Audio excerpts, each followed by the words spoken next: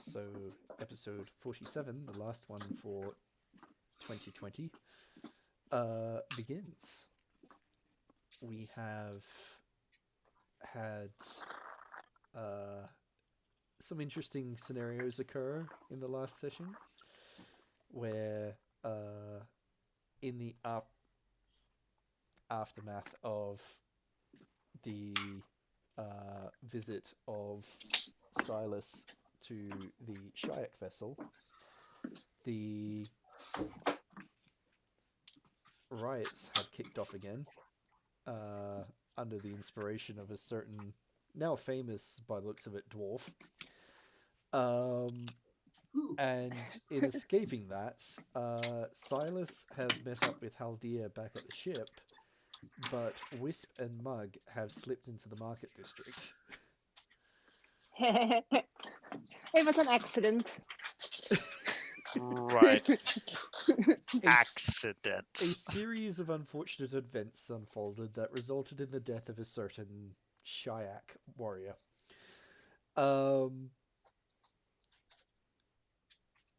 So Haldir has seen the others go into the market district as Silas has arrived at the ship. I will start us with Mug and Whisp as they go through the gates, pretty much just before a group of soldiers start to spill out of them. Basically, they just rush past, ignoring the two of you, as they go and rush towards the riot to try and get it under control. Oh, actually, 2 seconds. Yep. Is the smoke from that smoke bomb still there in the crowd? It's starting to clear at this stage. Okay, good. At least they'll know what we've done. Nem mondtad komolyan azt, hogy ne fizessem ki kamot, mert elküldte a számlát. Kifizethetem, ugye? We can hear you, Zsofie. Wait, I saw Zsofie muting herself when she walked away. And then she unmuted herself. Ow! I've just fixed it. Muted on your end? I think it's the Bluetooth headphones because they're so annoying. Like when you mute yourself, it unmutes you. Yeah. So I've now server muted her. Remember to give me a signal when she returns and I forget. Yeah. Because this one can't be lifted by her. Right there. So since Mug's currently not with us, I will basically have you guys, Mug and Wisp, you'll have spilled out into the market district. You'll see that it's a bit of panic stations in there. Some people are trying to get off the streets. Soldiers are trying to shove people out of the way as they're heading towards the gates to the docks district. They're making our way to the tavern. That is the end goal. Yep. So, yeah, to be fair, since that was your original goal, you're not having too much trouble getting that way, as long as you're keeping out of the way of the guards that are trying to rush back out. Mm-hmm. As long as no one questions the blood on Mug's clothes, we're good. Why would anyone question that? It's just blood. It's not like it's Mugs. Silas and Haldir, you've got a pretty good view from the deck of this riot unfolding, and it's basically going out of control at this stage. I think that one thing that Haldir would probably notice, along with anyone else on the ship's deck, is that once Silas notices that Wisp and Mug are not here, he'll start cussing loudly. Well, Haldir's gonna walk up to him and just point towards the big riot and just, so what did you guys do over there? I didn't do anything. I had a civil conversation with the captain of the Shiuk ship, and it resulted in me having to go have a glass of wine with their captain later on as well, to strengthen the bonds between the Shiuk and us. Right. And then also Mug decided that it was a perfect moment for a fight in the ship's hull, and Mug murdered someone on that ship. And like because I had a bit of a good rapport with the captain, I managed to get them like out of there. However, they are not here now. Yeah, you can see that. I saw them walk towards the marketplace. You saw what? While you were coming here, they were walking towards the marketplace. I'm gonna have to call them into the authorities then, have I not? What? They murdered someone. It was my responsibility to get them to justice. They walked away. Therefore, they should face justice the way that this nation intends it. Whoa, whoa, whoa, whoa, whoa, whoa, whoa. Or do you not agree to the sovereignty of your nation? Look, I agree. Murder's bad, but did you not just say that you fixed this issue Yes. with the captain? The one thing that fixed the issue was if they would get to the ship immediately, which they pretty much did the opposite. Sure, but it happened on a Shiuk ship, technically not in Jinareth territory. So what about we punish them on our own instead of putting them into whatever Jinareth is gonna do? I'm sure Mog is just gonna make another jailbreak. That is a valid point. Maybe we should take away alcohol privileges for a while for Mug. Ooh. I mean, you And- can and- try. At that point, he notices the bell in the corner of his eye as well. And he just sort of goes, huh.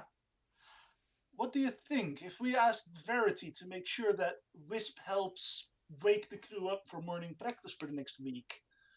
Oh, Would I that think be a solution? Verity would love that, and Wisp would hate it.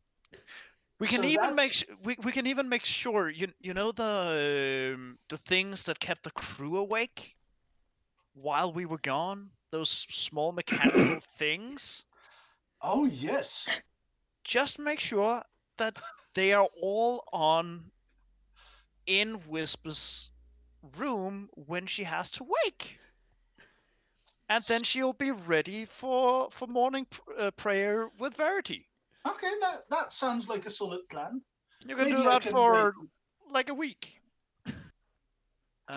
Sort of this evil smirk just forms on Silas's face, and he goes, "You know what? I think the authorities don't have a need to know what is happening." Also, I agree. also, I do fear that after they saw my face just there, and he points at the riots, I may get in trouble if I go and talk to the authorities right now. Right. On the whole, not letting Mug drink. I do remember him throwing the twins to the other side of the ship. That's what Maybe you're gonna tell them. what about just a warning? I'm sure Wisp put them up to it. So just saying next time we'll take away your drink. So every time Mug is about to do something, we can just say, Mug, remember we're gonna take away your drink. So just to explain why Silas responds the way he does, flashbacks are now in his mind of chocolate that makes him pass out, him skidding across the hallways in the ship, like all those kind of flashbacks show up again, and he just sort of goes, "Yeah, I do think it was Wisp. I think Mug should get off of it with a warning." After all, Great. Mug probably only tried to protect us. Definitely. And while you're here, I spoke with the Mistwraith captain. Ah, yes. There is a potential job for us. We do, however, need to maybe plunder a merchant vessel. So what you're saying is we can raise a And his eyes sparkle as he think on it for a second. No, we can't do that yet. Where do we get a black flag on this short notice? And he just sort of gets all excited. What? If we're plundering a merchant vessel, we're finally gonna be pirates. Don't you see? What? It's finally time. What? We're pirates. I think the correct term would be privateers, but you know what? Never mind. To be fair, we've been privateers for many countries. Isn't that exactly what a pirate would do? You know what? As long as we're working for Generath, then I'll take my scruples and consider them later. I'll promise not to kill anyone from Jinreth unless they shoot first. I guess I'll take what I can get. But as she was telling me, the person that might have smuggled these vampires into this town to begin with was Captain Maragak,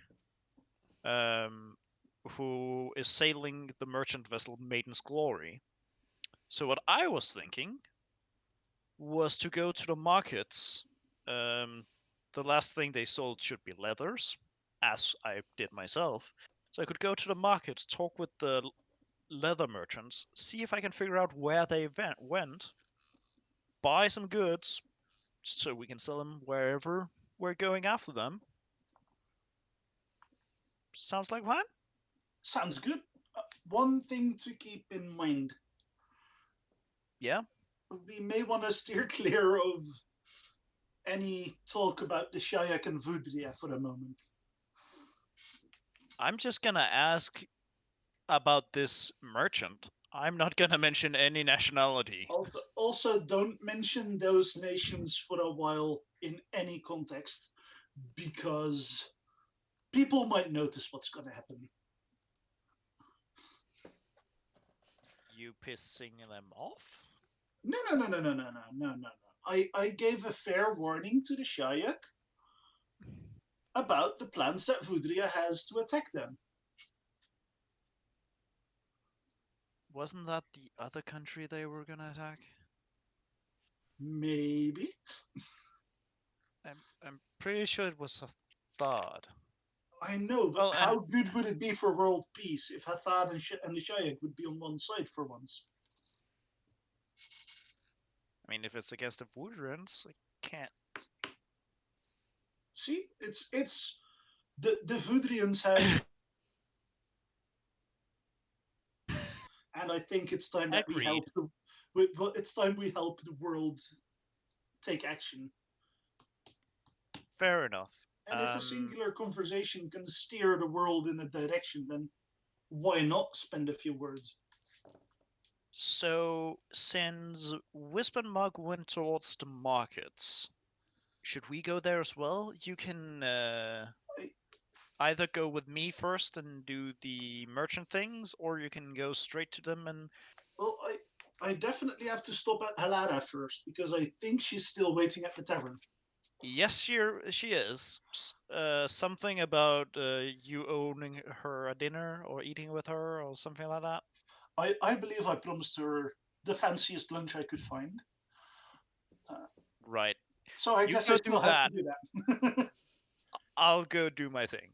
What's the best Jinret local dish? Seeing as you know quite a bit about Jinret. Yeah, but this is Port Lilith. Kind of far away from, the normal borders. But I can tell you a few things while we walk. Sounds good. And I reckon we just sort of walk through the market while chatting towards about the market. Yep. Which is like the most normal thing Silas and Haldir have shared in a long time as well. In a while. So, also, hi, Andrew. Hello. Bonjour. And I'm going to say at this point, to also bring our good Captain Bhajiri into this. Bhajiri, you would have been on the Cirrus for most of this morning until you had it brought to your attention by one of the crew members that a full-blown riot has kicked off near the Shiuk vessels. Has he seen me leave? So, what I'm going to say is, by the point he's gotten up on deck and seen what's going on, he will see the smoke from what appears to have been either a smoke bomb or something exploding, dissipating. The local elven guards are in full defensive mode, trying to shove back the rioters away from the docks, and even more guards are spilling out of the market district and from where the halls of honor and the nobility are into this area, and basically trying to round up any of the rioters that they can get their hands on. He won't have seen Wisp and Mug go into the city at this stage, but he will clearly be able to see both Haldir and Silas very casually walking off their ship and heading up towards the markers. And doing their best to ignore the riots still going off to their right. Yes, there's no riot beside us. First reaction is just like, oh no, I missed out on the fun, and then he's gonna probably start tailing Silas and Haldir.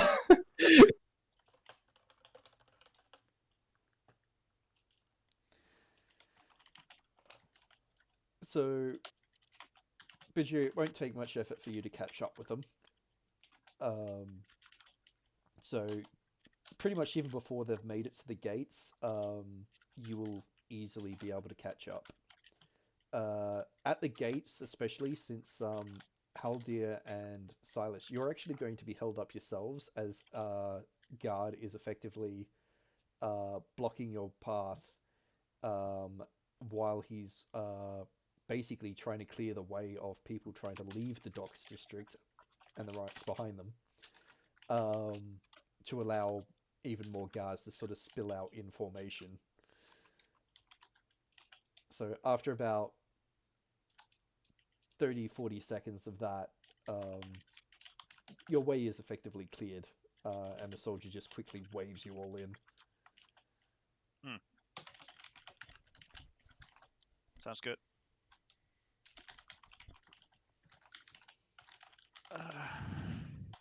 Just checking, because I've got circling squares on my screen. Is Mug back yet? I have a black screen on Mug's end. Okay. Yeah. Might be a connection And issue there. I have now server unmuted for a bit to see what happens. Yep. Zsofie, can you hear us? Probably not back yet. Okay. I'll Doesn't keep look like they're back now. I'll keep Sophie's server muted for a bit then. Yep. Because privacy. Yep. Yeah, that's fine.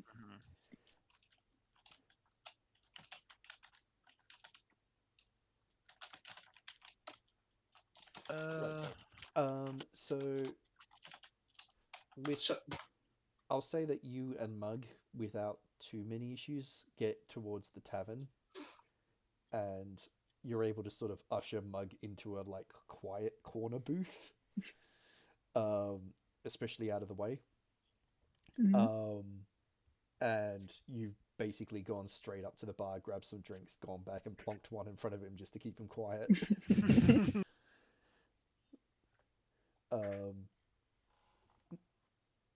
No one so far appears to have given Mug much of a second glance. Good. Is this a different tavern from where Alara is?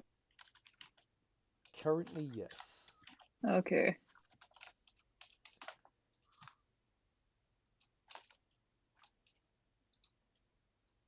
Hello, Sophie.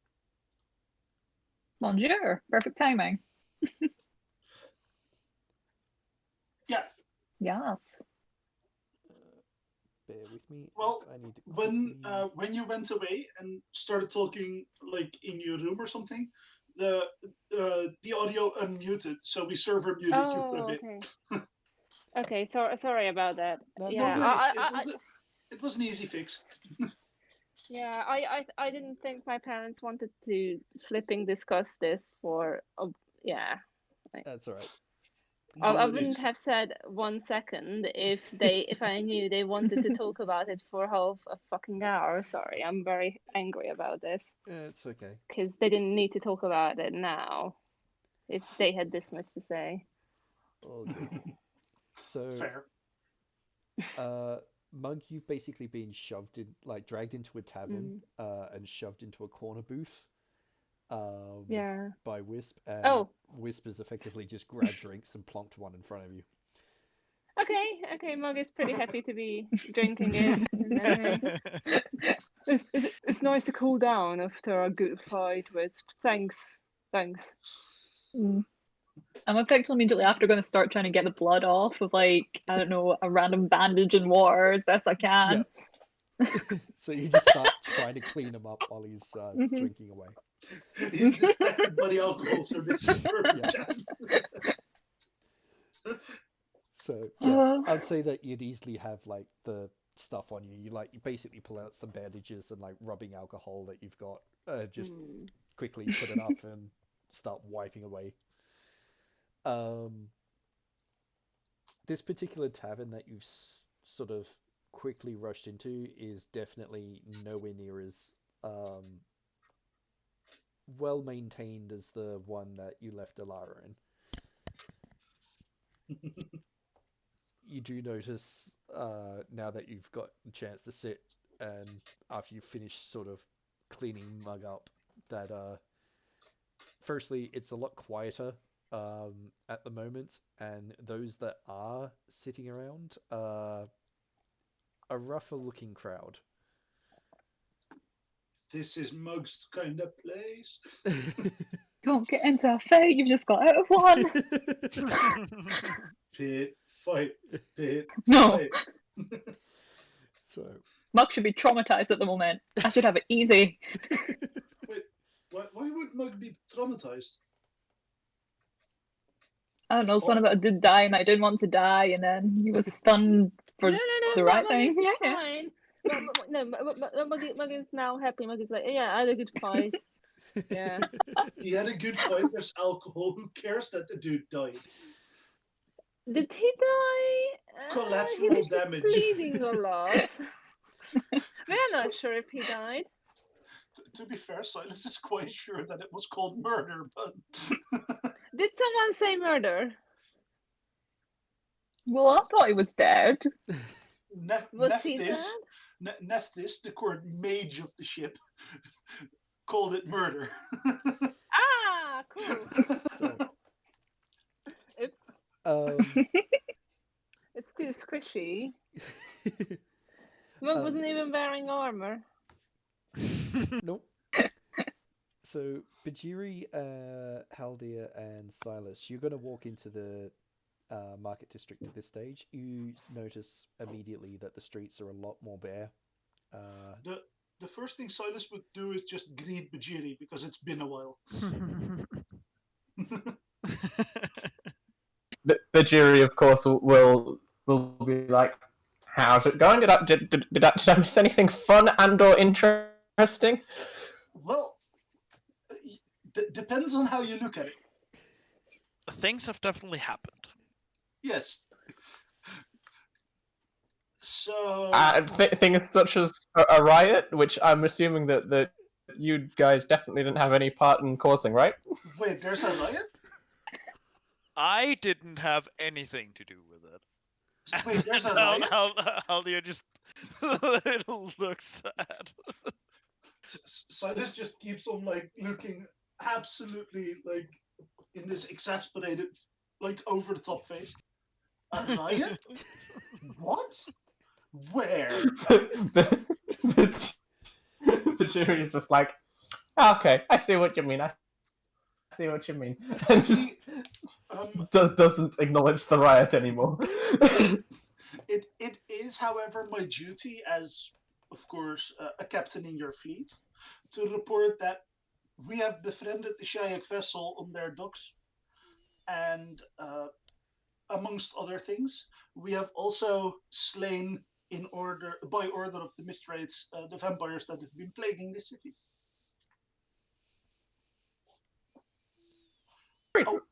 Very nice. And this is like actual friendship, right? And not like Well, the other sort of friendship where there's like weapons involved. No, one of them was a little bit touchy-feely with me and wanted to drink wine. But the other one, well, that one is also not necessarily too unfriendly, because the captain of the Mistwraiths even mentioned that if they ever need a job, they knew where to find us. And And I mean, speaking I'm of the not there. Mistwraiths, they've also given us a new job, or actually two. Yeah. I forgot about the other one, Silas, but we can talk about that.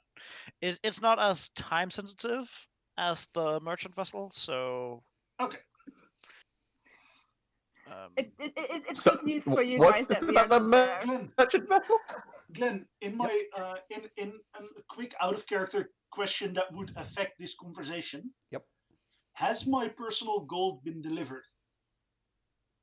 That will have been delivered. Okay, thank you. I mean, it will be in a locked chest in a locked armory. Yep. But like, I have taken 50 gold out of that amount. Yep. And I just sort of have that in a leather pouch, and I just hand that to the Commodore. Here's your share of what I have earned. So, I will say that something you would have noticed when that got delivered is that it wasn't delivered from the Shiuk vessel. It wasn't delivered from the Shiuk? No, it came from outside. It basically got delivered from the market district. Ah. Okay. But yeah, Bhajiri, the Mistwraiths have an idea that the vampires got smuggled into the city on the merchant's vessel Maiden's Glory. So my plan is to go to the market, get us some goods, and also find out where this ship is heading, so we can track them down and question them. Ah, indulging in legal piracy. That sounds like a good plan. Well, it's not like we actually have a piece of paper that says we're allowed to do this, but we'll definitely get a reward from the Mistwraiths if we do it. And also... Oh, so technically it's actual piracy. And as even Bhajiri mentions actual piracy, Silas's eyes just sparkle that much more, and he just, like, his shoulders straighten, his back straightens, and he just sort of goes, "Oh, yes, it is." At this stage, Wisp and Mug, can I get you to do perception seeing checks?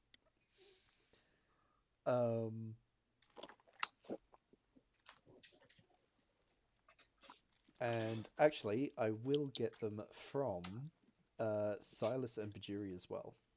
Okay. I'd like to say one more thing to Bhajiri about like plans that have been forged. And Silas just sort of goes, "Remember, we still have that dinner at the Hathad ship to talk about stuff." Ah, yes, I definitely did not completely forget about that.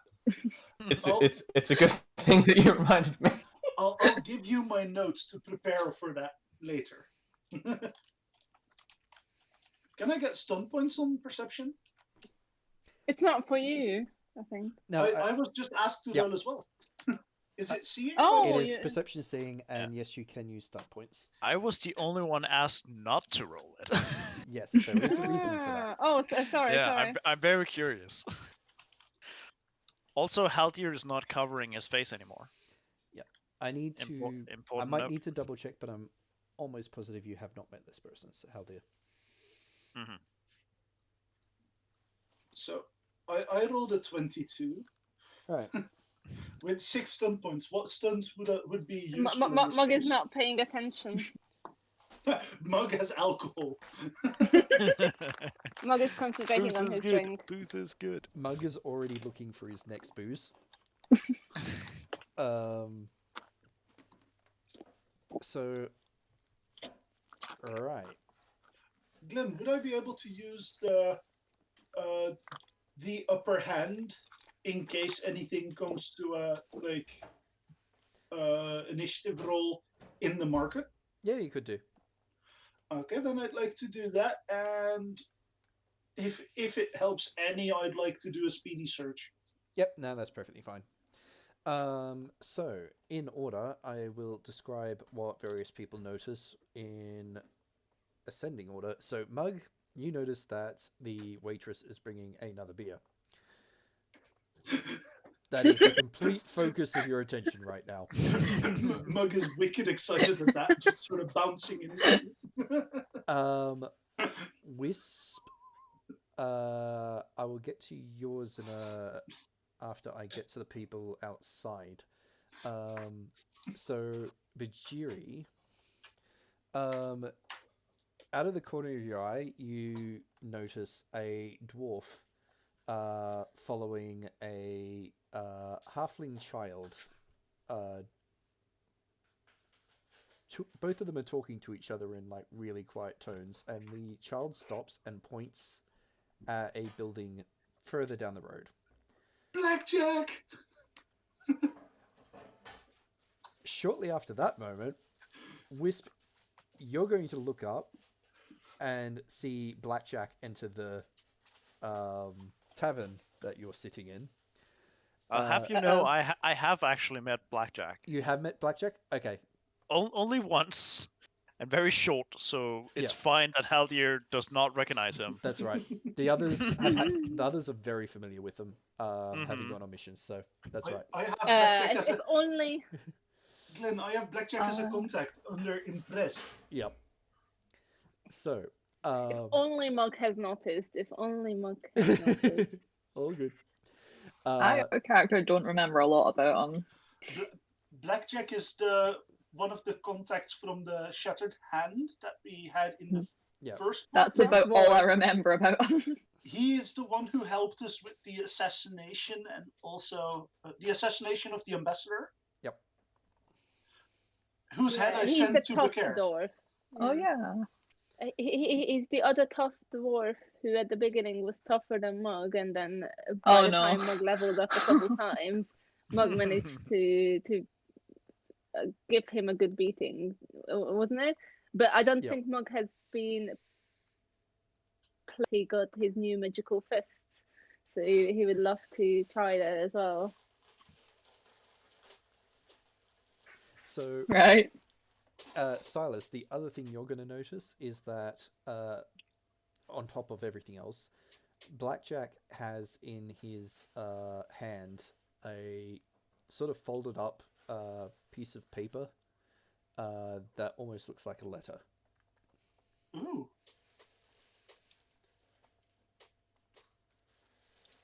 And once the halfling child points at the tavern, he just scoots off and goes down an alleyway.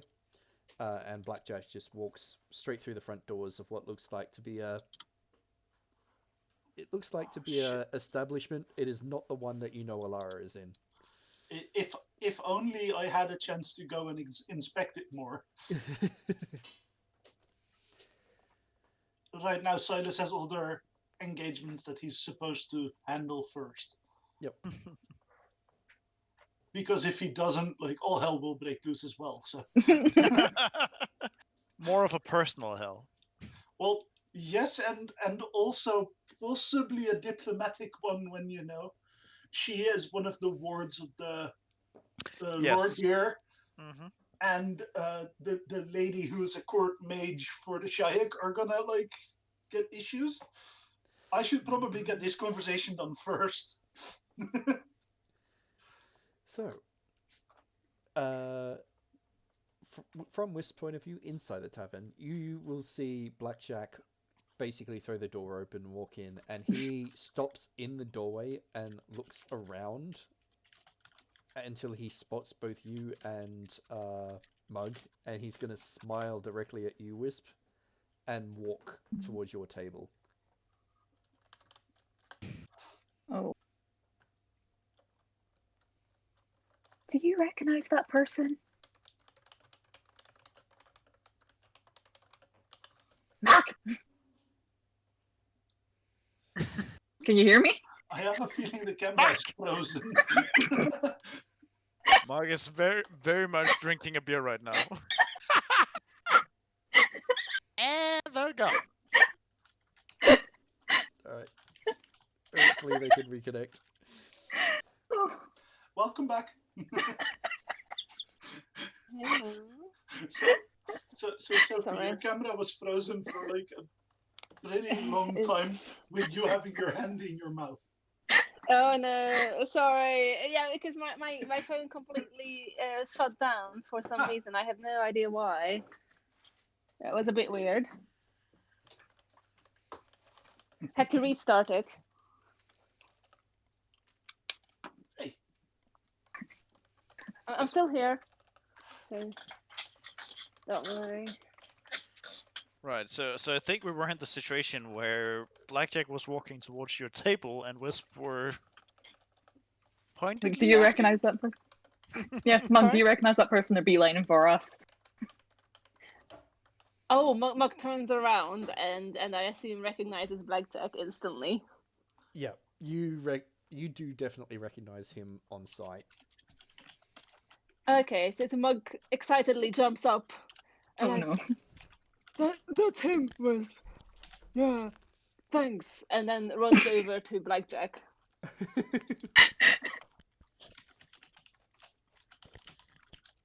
He's going to see Mug get up, and he's going to grin as you approach and go, "Gotten into any good fights lately?" Oh yeah. Long time no see. You know what? My fists are pretty special now.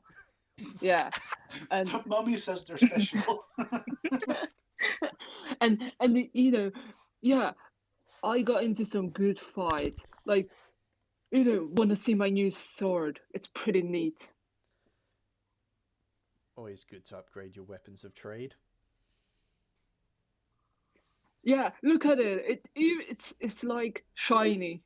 And then Mug takes out his bastard sword in the tavern to show it to Blackjay. He's not attacking Blackjay, obviously, just showing the sword. So that's a pretty different way of handling the sword than attacking. So he's just clarifying. Yeah. So he's gonna look at it, and he's gonna narrow his eyes and squint and look at sort of like the red runes that run up the blade, and he's gonna glance up at you and go, "Tucky yourself a Fudrian charnel knight, right?" Oh, what? I mean, someone did try to take it away from me, you know. I got in a smithy. There was a hammer as well, but that was like a pretty crap hammer, to be honest. And yeah, anyway, I will say there was this one big guy in a lot of armor who so like he tried to take it away, and I was like, no, you're not having it. I found it first, and you know I plummeted him with it, and then you know he was done for. So that was fine. Well, you got yourself a nice blade in the bargain. I think you've done quite well there. Oh yeah. So want to see how tough I can punch now? He's gonna grin and go, "Well, you walked into the right place for that." Oh, they have a pit. Like, let's go to the pit. He's gonna grin. Not officially, but I know a place around here that likes to organize the odd bit of entertainment. Although, yeah, show me. That I can do. First things first, though. I do have something I need to deliver to your friend over there. He's going to gesture towards Wisp. And have a drink. Let's have a drink first, so the punches slide better. He's going to grin and go, now that sounds like a plan. He's just going to hold up 2 fingers effectively to the barkeep and signal for more drinks to be sent over. And then he's going to slide into the booth next to you, Wisp, and across from Mug.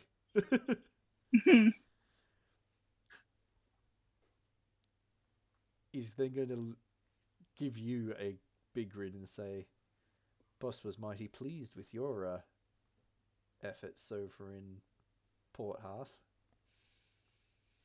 Huh? Well, if you haven't forgotten already, you'd agreed to arrange for a certain person to be evacuated from the town. I haven't forgotten that. Just quickly out of character, you got given the job to get Seda out. I know, I'm like trying to like be as vague as possible. So, that being said, this is for you, and he's going to slide the piece of paper across, or a piece of paper across the table to you. It's a reasonably large envelope, Mm-hmm. and it's simply got your name on the front of it, or more to point, it just says Wisp. And he goes, Fantastic. He goes, boss, sorry. The boss likes people that can actually get the job done. And he likes them even better when they do it without getting their own hands dirty.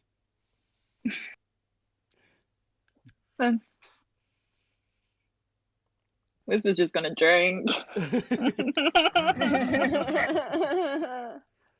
Oh, you did a good job, Wisp, right? I hate attention. Drinks harder. Yeah. Who did you... Tell me about it. Maybe later. She's just gonna put the envelope in her backpack. Yep. Yeah, let's drink more first, and then you tell us. Sure. Mug won't remember. Blackjack's happy to drink, and then he's just going to say, read that when you got a quiet moment. You haven't seen Edric around, have you? No. Oh, it was just down the street. Ah, okay. There's a reason you're hiding from the captain. Night training. Just somewhere in the back of your mind, you hear Silas scold you already. Blackjack's just gonna grin and go, this the reason that good Mug here's got a healthy shade of red when he came in through the gates. Yeah, that's night training for you. What? Is there more night training happening? I mean, the first one we did was pretty weak. Second stage of night training, avoid the captain at all costs. Yeah, okay. Yeah, I guess the slavers are kind of weak now. I thought they would put up more of a fight, but I guess they got stronger now. Blackjack's just gonna raise an eyebrow at you, Wisp, and go, the Shiuk? Awfully bold of you lot. Yeah, they're pretty weak, I have to say. Like, he went down in a flash. I didn't even think he, like, he bled a lot, but, like, I thought he would put up a bit of a fight, and then he just, like, exploded out. Oh, he didn't die, did he? I wasn't trying to kill him, but it was so easy. Someday we gotta get Mug in court as a witness. Because I think the judge will have a blast. So, I'm going to quickly dart back outside the tavern to those that were out there. Yeah. Haldir and Silas, I believe you both have destinations you want to go to. Correct. So, Silas, are you going to split from the group and head straight to where Alara is? Yeah, I guess so. Right. I will, before I go, say, well, good luck with whatever you're doing, Bhajiri.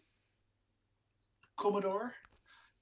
And I give him a slight bow and take my head off as I give him that bow. Then I put my hat back on and I just start marching off. Bye, Haldir. I hope she doesn't chew you out too much. Oh, she won't, don't worry. Bhajiri just mutters to himself, "God damn it, that's still the better hat." But Bhajiri, you have more feathers in your hat. Look, that's true. But there needs to be more. I think there needs to be more, and I think they need to be even more grand. You should get peacock feathers in your hat. Yes. And not just one, but 5. No, that's tacky. Literally just have the tail of a peacock just on the hat that can just unfurl. Oh. Why not just get the live bird instead? Just plop the yes. peacock on your head, tie the legs under your chin with a little bit of rope.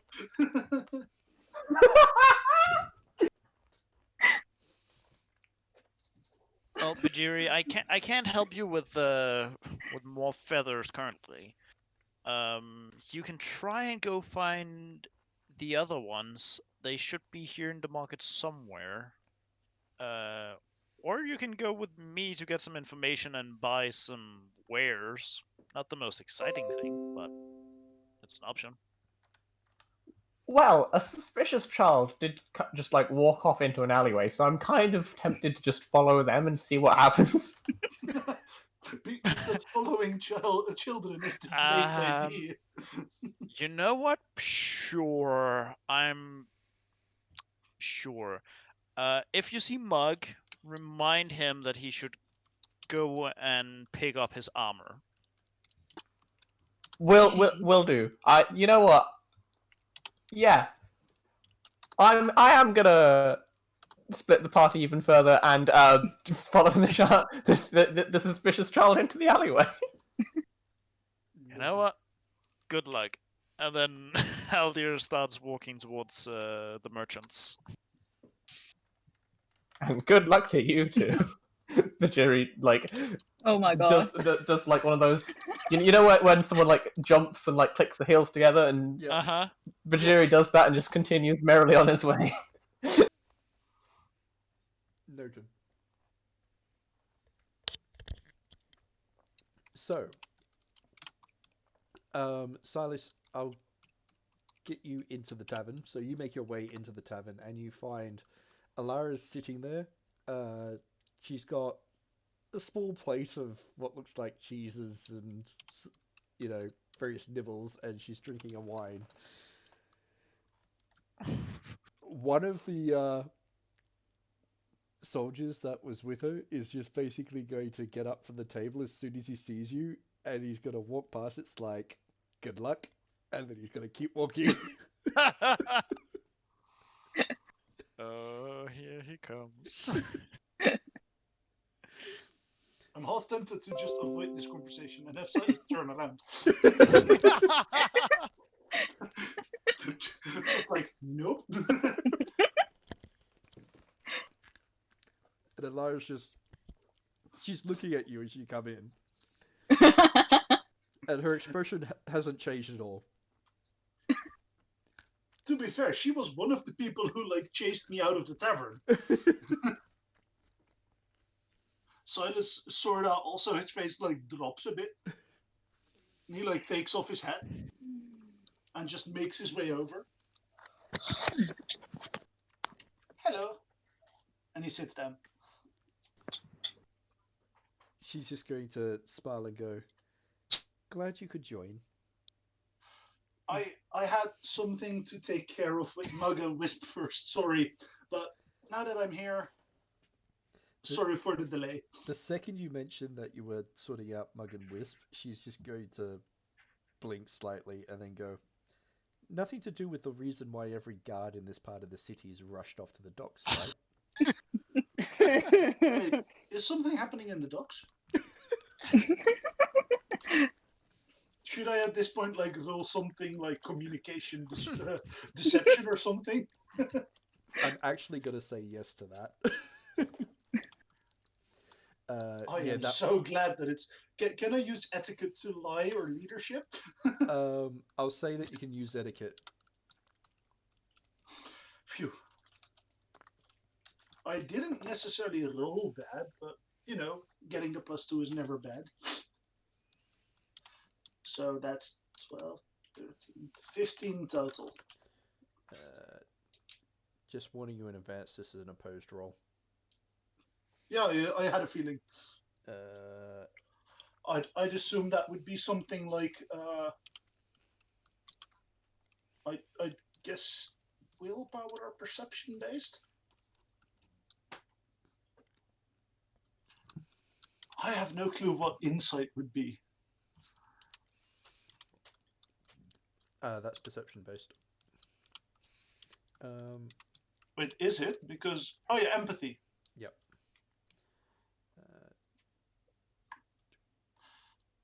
Well, she scolded me before for trying to sacrifice my life to save the others, so empathy is not like gonna be an issue. She just gives you this slight raised eyebrow and then just goes, well, true enough. It's not like you walked all the way back to the ship, I'm presuming.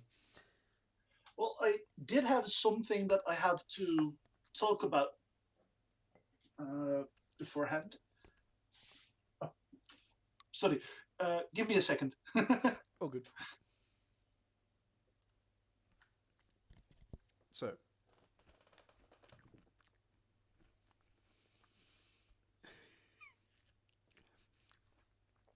Oh.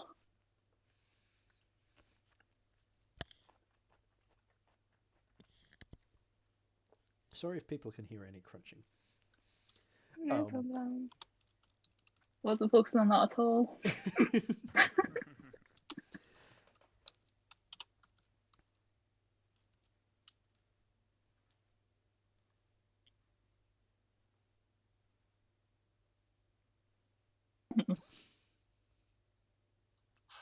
Sorry, I'm back. All good. So Silas just sort of, because I assume we're still there. Yep. Okay. So Silas just sort of looks at her and he goes, "I had to have some conversations with the Shiuk as well earlier, and there something happened that I feel like I should at least let you know." Because their mage was getting awfully touchy-feely, and I tried to back away with it, but there was no really diplomatic way out without like starting a war with the Shiuk. So I've agreed to have a glass of wine with her sometime. Nothing more, just a glass of wine. But I felt you should know. And also she gave me this. Do you know she can track me with this? And I show her the stone immediately. Noted. She's going to look at you and she's going to frown a little bit and go, that bitch. And then she's going to take the stone.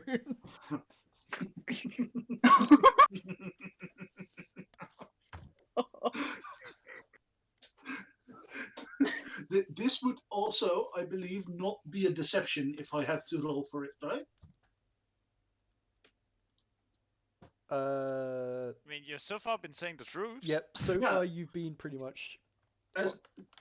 This is at least how Silas has perceived this all happening. Yep. Like, he may have missed some social clues here and there. But I think everything he said is at least how he sees the truth.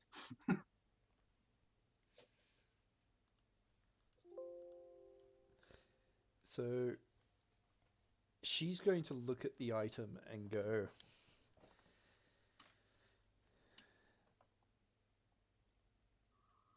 well, since you've been extremely honest with me, I'll be honest with you. I'm not going to be able to tell whether this has been enchanted to be tracked. It requires a specific type of magic I'm not well versed in. Yes, it's the subtleties of magic are still missing to me, but then again, I guess you could say that subtlety in general is missing to me. She's just going to smile. It's like, you can be subtle when you choose to be. That is true. You're going to need someone with, I think, knowledge of the arcane.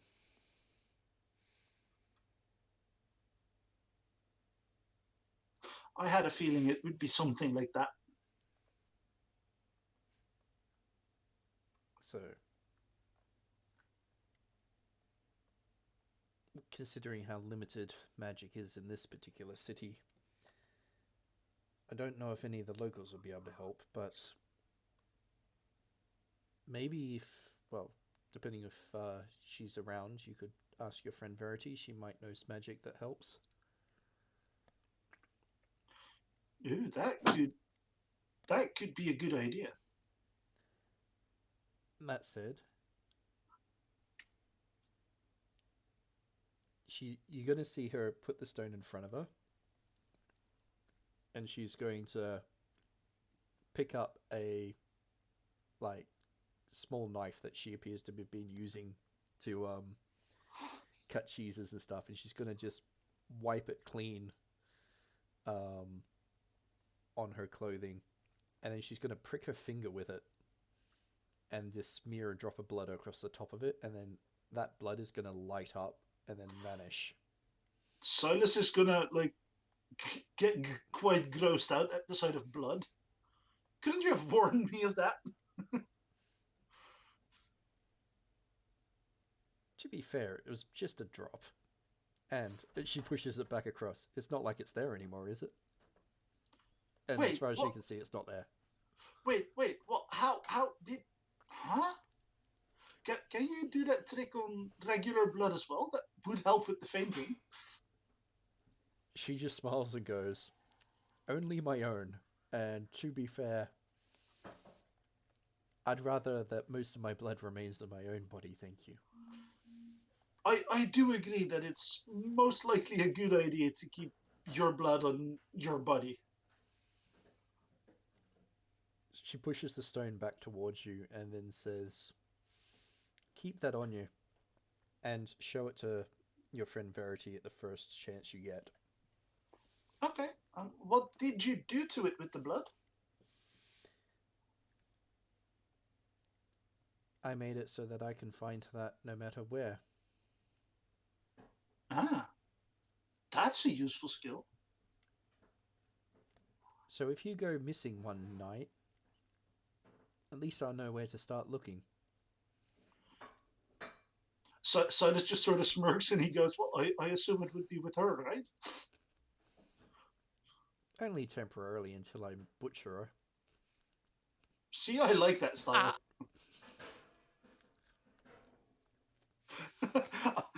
He sort of smirks. And then he goes, I do believe I promised you the fanciest meal I could get. Do you have any clue what that means? Because I don't. She just smiles at this stage and goes, I know exactly what I'm ordering. And she just gestures up towards the front of the tavern, and a waitress comes out and she's already bringing out plates of food.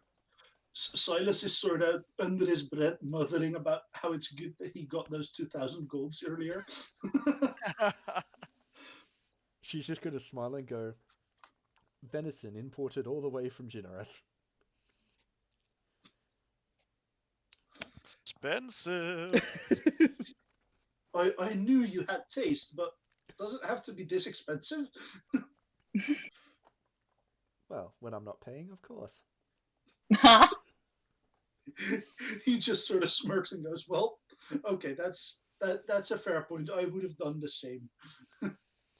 And as the food gets placed out, I'm going to jump quickly to Bhajiri, who has chosen to slip down an alleyway and follow a small child. Yes, because this is sure to not end in chaos of any kind. Somehow the word predator animal comes to mind. Oh no. You're following a small child into a dark alleyway.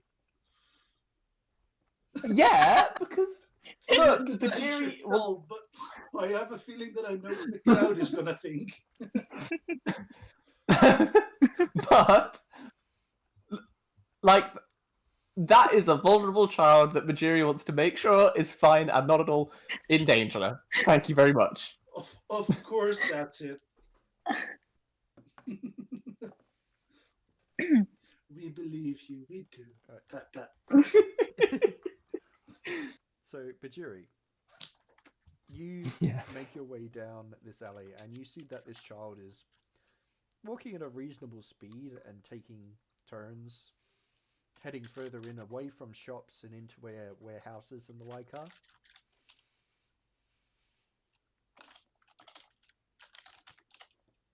Do you try to catch up with him, or do you just follow? I would like to follow with an air. Like, if I wait, no, it's gonna be creepy if I'm like trying to be stealthy, isn't it? But Bhajiri is going to. No, I don't think he's gonna like purposefully. Can I get a vibe check? Can I like vibe check the suspicious child so I can gain more insight? As it vibe check, not as in like the memes of vibe checking where you like hit someone with a thing, but like I want to check its vibes. Are you sure? You could also hit the kid with a thing. So I'll say roll a perception check as you follow them down. Okay, perception seeing. Yep. I know that this is like the perfect moment for the meme I just posted with the kid from Simpsons. What's his name? Actually, The chubby one. I'll say that you can either use perception seeing or perception empathy, depending on. So I've just seen the meme in this You can choose to use empathy depending on just how much of like how sensitive you want to treat this matter. Perception seeing is better, and I got a 13, so I'll go with that. I also got 1 stunt point, but I'm not sure if that's useful at all in any way, shape, or form. It could be for initiative if you like decide to fight the kid. Why are you Well, fighting in that this case. kid? With this crew, you never know what you're gonna fight. Let's be honest. What did this kid do? Apparently, suspiciously walk into an alley. So someone Oh, walked right, into an okay, alley and look, you're attacking this them. child was. No, I'm not attacking a child. Just asking. That was suspicious. Look, the child was walking with like a random dwarf who then just like goes into a pub. This child, after like pointing to a random building in the distance, and then they just like slink down an alleyway. Yeah, could you not talk to them? No, we don't talk. Sure, because I'm.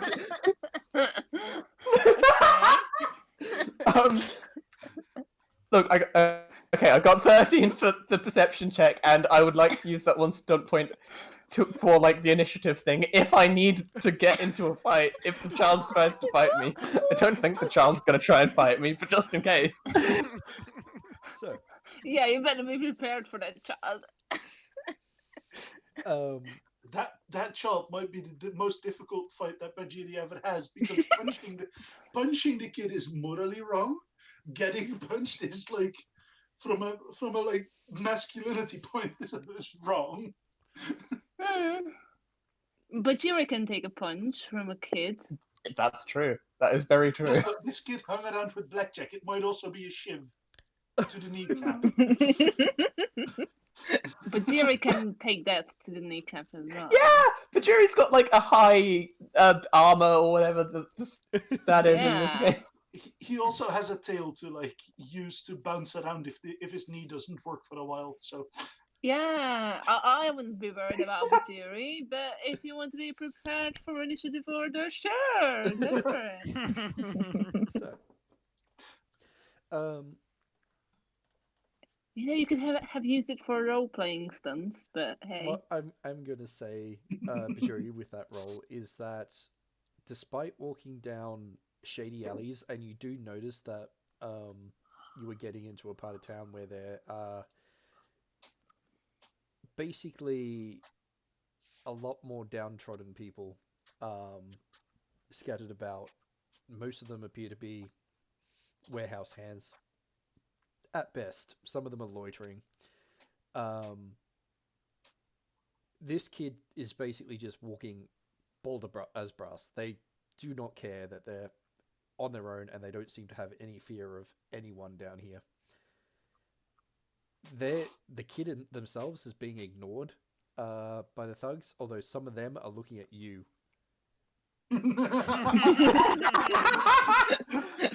I'm so glad he prepared for initiative. At the moment, they haven't made any moves towards you, but they are watching you.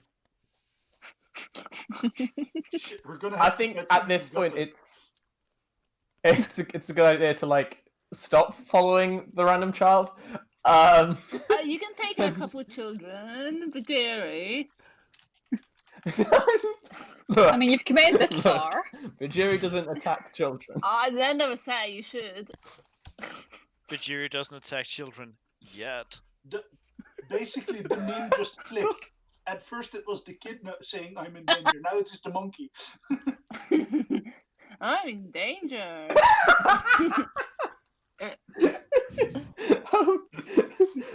Yeah, no, but Bhajiri's just gonna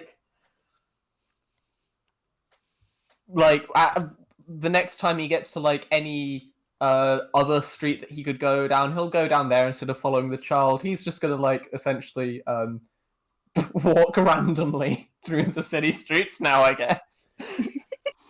So you basically just turn off down an alley, like the first corner you find, and after taking a couple of wrong turns, you find yourself back out in like the main market area.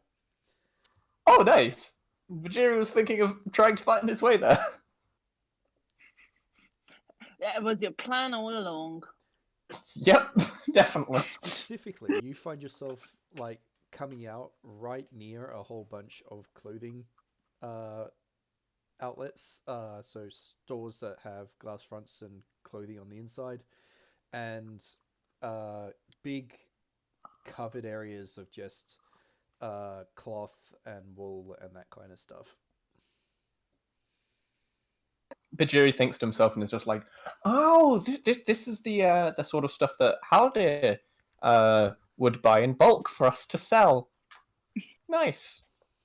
At which point, Bhajiri's gonna approach just anyone who seems to know what they're doing, and is going to ask them, "So, hi. I'm a monkey that can talk. It's not weird. Anyway, out of curiosity, are there any stores around here that like sell things you can ride?" Oh. You might want to be a bit more specific with that So- question. There's a That sounds now. confusing. The store I- owner's just gonna look at you in shock initially, and then go,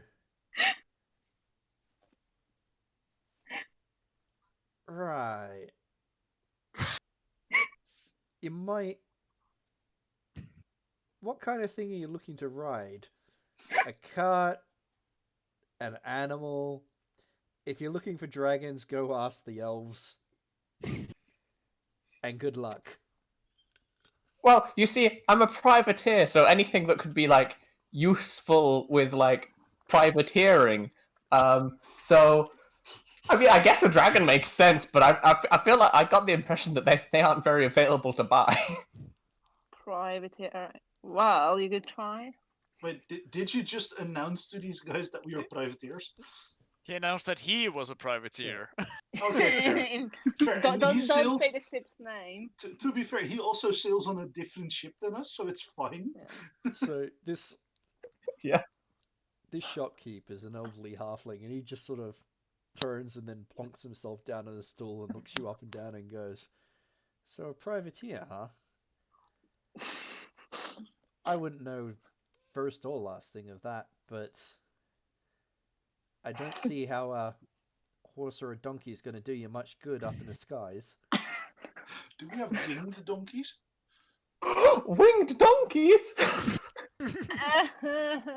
Well, not here apparently. Otherwise, they would have recommended it and sold it at cost. So the old halfling sort of Bhajiri himself does down. nod in agreement about the whole donkey thing, and it's just like, yeah. So since like an animal isn't necessarily a great idea, do you know of any places in this place that are like good like look, because like any like mechanics and any like good mechanics, I guess. He's just gonna scratch his chin and go, "If you mean just craftsmen to repair stuff, we've got some good woodworkers and carvers and that kind of stuff, but if you're after that Picard tomfoolery, then I think you're a bit out of luck in this town." Shit, that's a shame. But anyway, thank you for your help. Shit. I guess I'm gonna go wander, and Bhajiri's just gonna begin to wander off in a random direction. It's good. He already made it look like he was there with a purpose. That's enough. The old fella just pats himself down, opens up his vest, and pulls out a carrot and starts munching on it, and just watches you go. I like this man. Bhajiri is just dragging his feet through the market, going, "Oh, by myself." Haldir, I'm going to jump to you now, as Bhajiri starts wandering into the market. So, because you had a set destination from memory. Yes. I don't think I ever got his name, but I remember I was selling all of the leather we brought with us at a merchant, and as far as I recall, the same was Maiden's Glory was also selling leathers here. So I want to go back there. So you find the stall that you originally went to, and although the person who you originally made the trade with doesn't appear to be in the vicinity, there is someone else manning the stall. They look at you and go, "Buying or selling, good sir?" And stepping forward is a elven man. He seems younger than yourself by a little bit. Well, since I sold all of my only talking. He looks past you and at pretty much the empty market and goes, "Well, you picked an excellent time for that. It's like all the customers have decided to vanish into the ether." Yeah, I heard something going on at the docks. But I was wondering, I've heard that I was not the only merchant that came into port to sell leathers.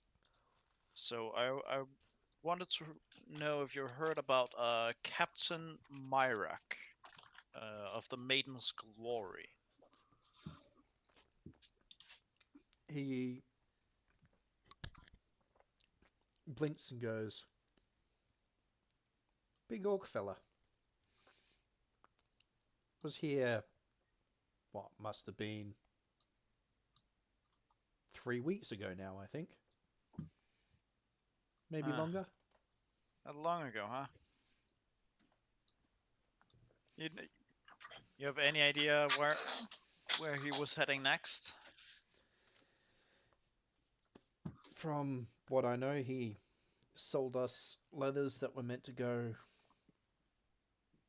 up to Picard, and then, well, I don't know where he was intended to go, but he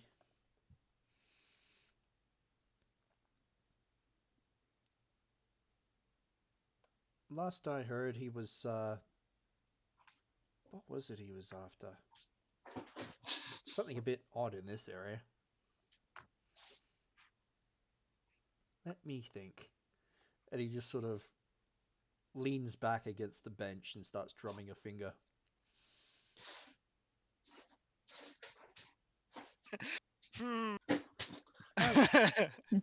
That's what it was. After cotton. Cotton? Yeah. From here? Yeah, does it look like we farm out here? No. Exactly. Which is why I'm confused. Apparently it's someone willing to pay the price for it, so... Where would that man sell cotton, huh? Not entirely certain, but if you're after his destination, well, old Telmus was able to manage to get a load of it. Sorry, I got thrown off. Oh, good. Okay. Telmus? Yeah, so he gives you directions to a warehouse, and he says, Telmus is the one in charge over there. Apparently he was able to sell cotton. I don't know where he got it from.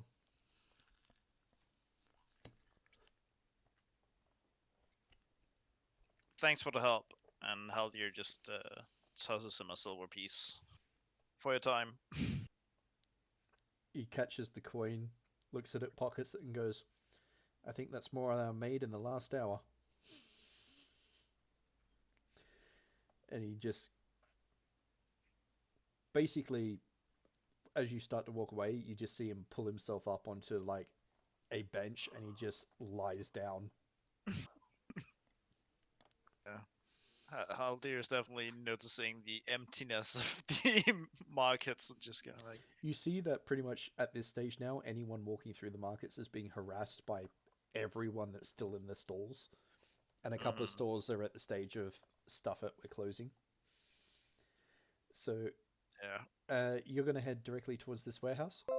Yes. Right. So you'll start heading off that way. Whisp and Mug. After a couple of drinks, Blackjack's going to get up and then he's going to turn around to the both of you and say, so you were wanting to see somewhere where Mug can show off his fists. And then he's going to flash a wink at Wisp when he goes, without drawing a crowd like those down at the docks. I mean, it's better with a crowd, isn't it? It's always good to have a good crowd, but you want one that's paying attention to you, don't you? Yeah! You know a good one. Follow me then. And he's just going let's go. He's going to turn, and he's not going to go for the front door. He's going to walk straight towards the back of the place. Mm-hmm. And he's going to hold open the door. Mug is following.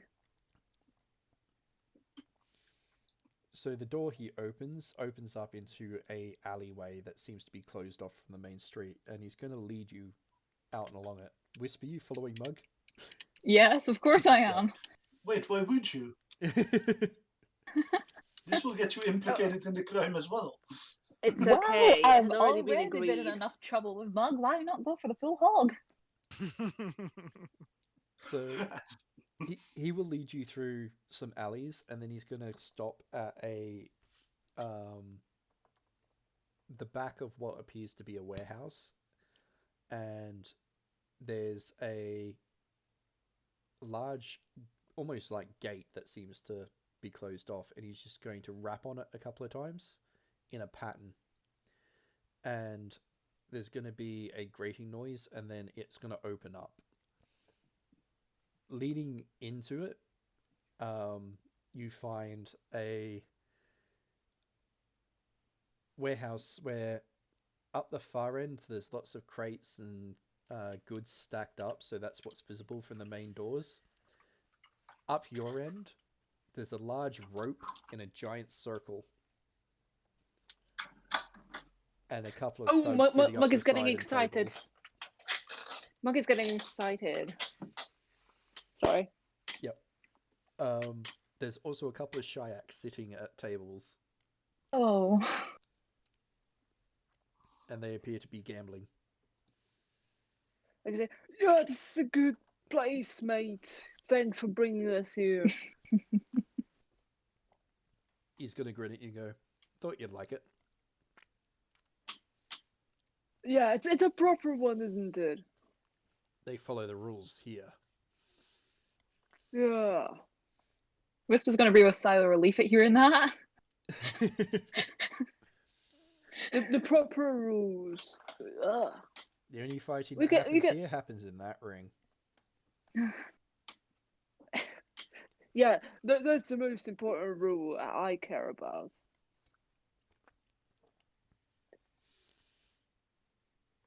That fighting happens. Yeah. He's gonna grin.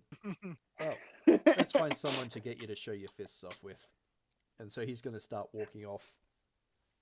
And he's gonna... Oh, you didn't want to see it for yourself? Was I too rough the last time? He's gonna grin. Hardly, but I've got a job I need to conduct tonight. Oh man. Yeah, okay, you know what? I can promise that I'll hit your face. It's a handicap, but I don't mind. I'm nice like that. I'll keep that in mind. We'll see how you do against the first... Well, let's see what the best fighter here has to offer you. Yeah, let's see. So he's going to go and wander off and start talking to a small group of elves and halflings. You see that there's an orc leaning up against the crates, just watching all of this as well. And Mug is excitedly talking to Whisp. I'm going to set a new record in here tonight. Yeah, I mean, it's going to be fun. Kind of record. Most murders in 7 hours. I mean, it depends on like how they count stuff. But You're not gonna hit them hard enough to kill them, are you, Mug? I don't need a repeat of what happened like half an hour ago. No. It's not about killing. It's about showing what my fists can do. Like, yes, I have and to what try your fists can do is... Yeah, okay. It's up to our friends to arrange for an opponent that won't just kill over when I hit them. Oh boy. It will be fine. They have proper people here. Like, look at their rope. It's like pretty professional. Don't distract me with rope. They have a rope ring. They know what they are doing. And they have a rule about it. It's a proper price. It's high quality. So, as Mug tries their best to convince Whisp, I'll jump back to Silas. Yes. So, you've had basically a very lavish feast placed out in front of you, and you've eaten most of it. Pretty much most of it. And Alara's going to say, I get the distinct feeling that regardless of what's going on right now, I might need to slip out of the city unnoticed. That can be arranged. She's going to look across, like, basically the guards have set themselves up some distance away. And she's going to say, is there a date you intend to sail? Out of character, I'm going to look at the others because I don't remember if we talked about like how long we have in port. We have not set a specific date. Haldir did tell the crew that we would at least be in port for 2 or 3 days, which is coming up. Yeah, it's been like 2 or 3 days now, right? Yep. Yeah. You're so pretty much getting halfway through your second day, I think. So Yeah. would it be fair to say if I say like over motto at the latest? Say what? Over motto at the latest, like the day after tomorrow. Ah. Yeah, I mean, Haldir is basically prepping now to be able to set sail whenever. So, So- Silas has one more thing to do tonight. Yep, sure. So And you then you could definitely say probably tomorrow or the day after that. in that case, Silas just sort of looks at her and goes, "Well, I assume we leave within 48 hours of now." She's going to smile and go, "That's extremely useful. I'll make sure that I'm available to travel as soon as you are." Do you want me to contact you before we leave, or what's the best way to contact you about this? She thinks about it and says, "Send a farewell letter to me back up at the halls." Silas looks confused for a second. And make sure that it arrives an hour before you're leaving. Huh. That's smart. That will be done. I can work with that. Now, shall we go for a walk through these shops? Although it seems like it's quite deserted out there. Doesn't that make it easier? Because that way the guards might allow a bit more space for some quality time. True. She's going to get up. Just before she gets up, Silas just quickly rushes to get up and like help her up. Yep. She's But going. not in the way that it's like the creepy, I Yeah. need to be quicker to help, but more he's gonna make haste so that he's ready to help. Yep. She will appreciate it. And I guess with that, they start walking the markets. Yep. For convenience sake, I'm going to say that timing-wise, Haldir and Bhajiri, you're going to bump into each other. Bhajiri, as you've wandered through, you found a shop that actually does sell hats. And a particularly massive feathered contraption gathered your attention. Haldir, I am intrigued. Haldir is going to bump into you. Basically, as you see this and start to approach it, Silas and I may have Alara, financed this hat. Silas and Alara will see basically Haldir and Bhajiri off in the distance. So, Silas, I'll say whether you can say whether you want to approach them or not. I'll look at Alara for a second, and then I go, "What do you think? Do you want to join up with Haldir and the Commodore?" She's just going to smile and go, "Company's not bad." Okay. And I just sort of like start making my way over there. "Ah, hello, Commodore. Haldir." Again, and hello, Bhajiri. Did you find out what the whole child alleyway thing? Silas just looks confused at the whole child alleyway thing.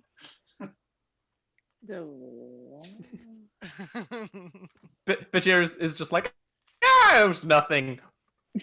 And like his eyes are like focused on the feathery contraption that caught his eyes. Haldir follows is looking like, and is that a hat? Has a lot of feathers on it. You can almost not make out the hat underneath the feathers. Mm-hmm. Just for reference, it is pretty much the one in the picture. Ah. Bajiri will approach the hat salesman and be like, tell me about your finest, featheriest hat. Silas sort of smirks as he hears this. He's going to grin and say, "Ah, this design based off the well, from what we know of the priests of the South. The feathers, however, these beautiful things," and he sort of ruffles his fingertips through the peacock feathers. "The finest birds from Bacard provided these."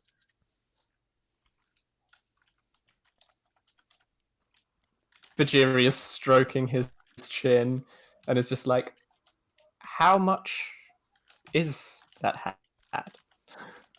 This one here, 7 gold.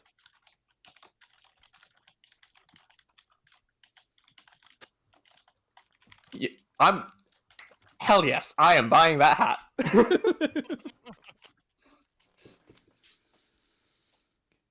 So You should have asked if it was aerodynamic. just for my Detail. mental image, what kind of outfit is Bhajiri wearing underneath this hat? Like, he's a monkey, but with a peacock hat. What kind of clothes is he wearing? Like leather armor, like pretty scrappy leather armor at this point as well. Also, he's wearing this hat on top of his other hat. Maybe they sell some duct tape. I'd say based on the design, it basically snugly fits.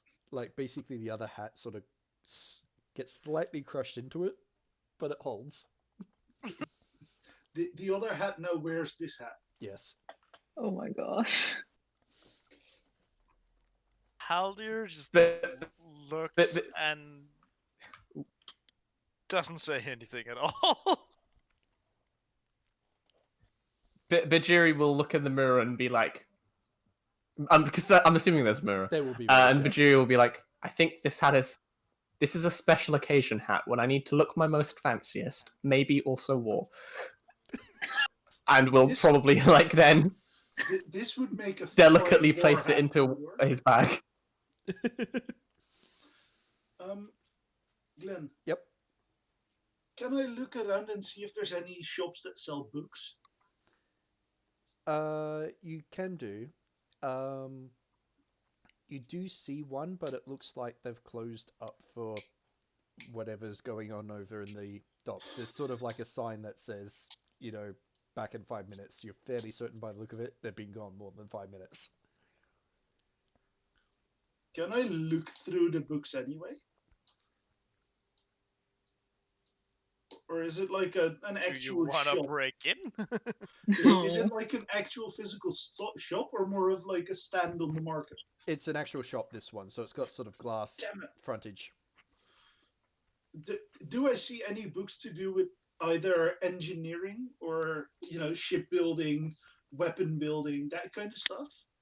Or military lore in there, like tactics of war? You don't see anything about shipbuilding or engineering.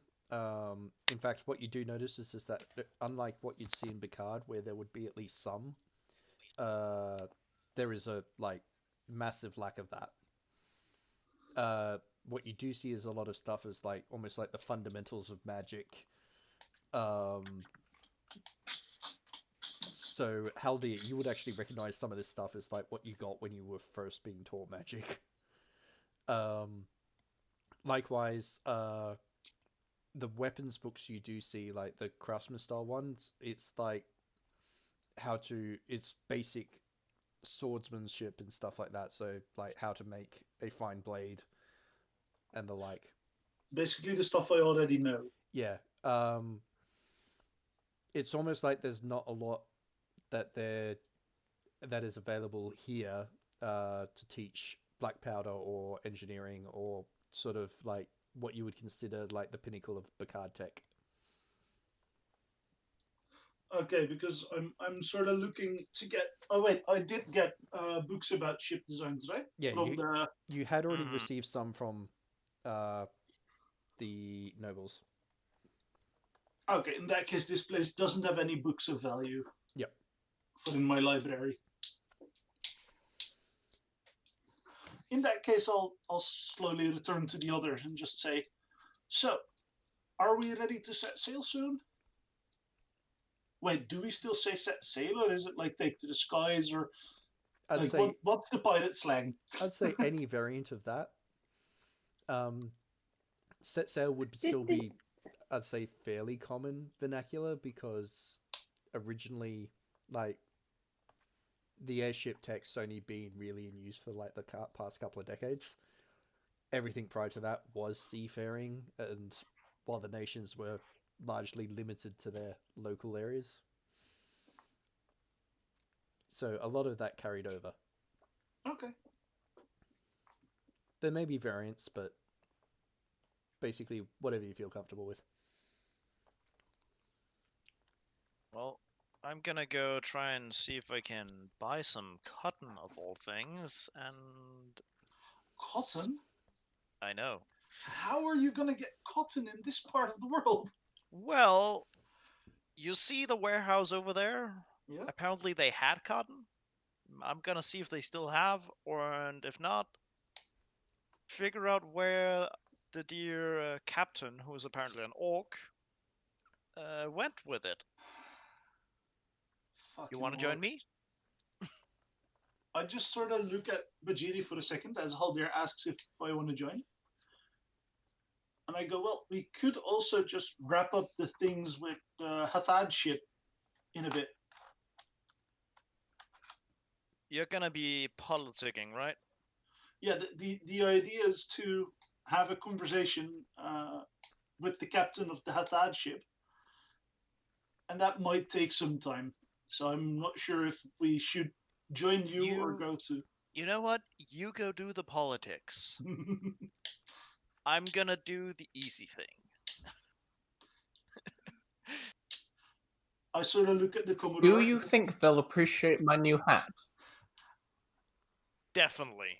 I think you said it's for the finest of occasions, right? Wow, then this is perfect and is not at all going to go wrong in any way, shape, or form. And Bhajiri will don his new hat, ready to politic. Wow.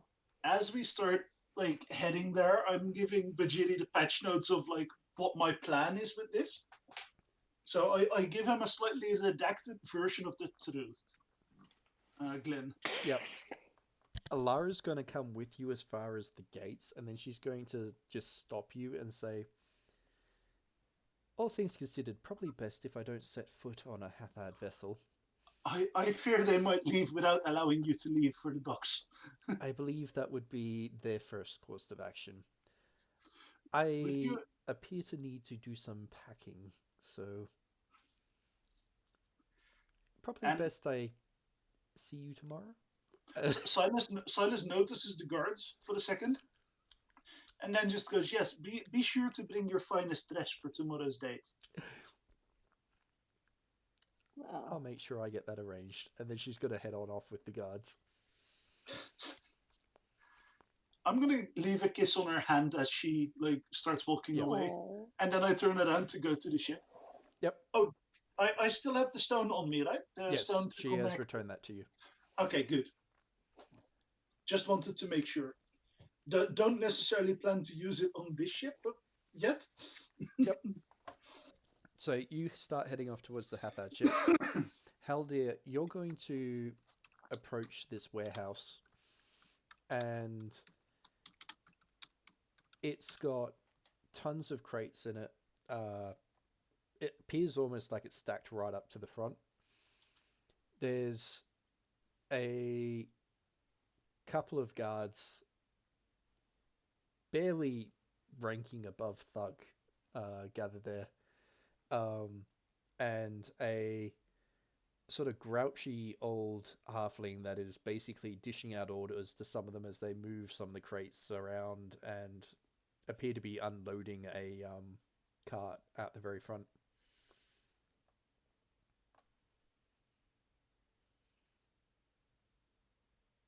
Haldir just casually strolls up to the halfling, takes a look around. Like, You won't happen to have cotton in any of those crates, would you? He laughs and goes, "Cotton? Yes. Do I look like I grew up on the moon? We haven't had cotton in here in ages." Shame. He's gonna squint at you and go, "Who's asking?" Name's Haldir, quartermaster of the Pattaya. Hey, he's using the real name, not the made-up name. So you were looking to buy, were you? We're gonna sail out soon, so trying to get some wares aboard before leaving. Had to scrounge half the city to get the last load of cotton that someone wanted to purchase. It's almost like people can't be bothered sailing the other half of the world. It's almost like it's a really long way, so I'm not the first one. I swear if this is another prank by that frickin' prick down over in the other part of the markets, you get a very distinct feeling that he's actually referring to the elf you just spoke to.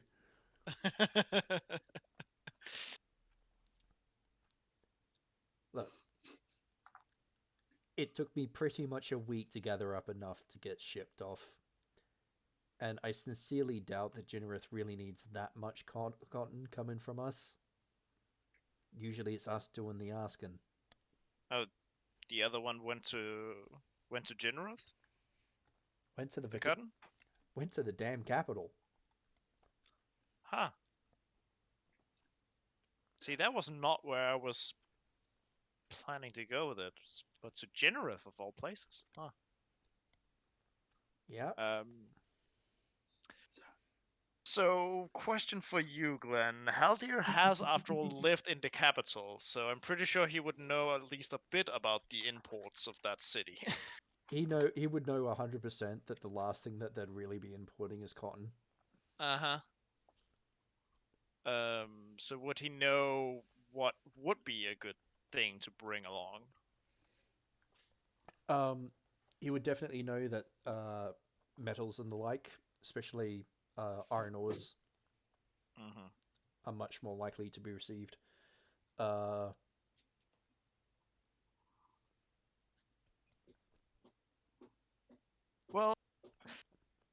since you don't have cotton,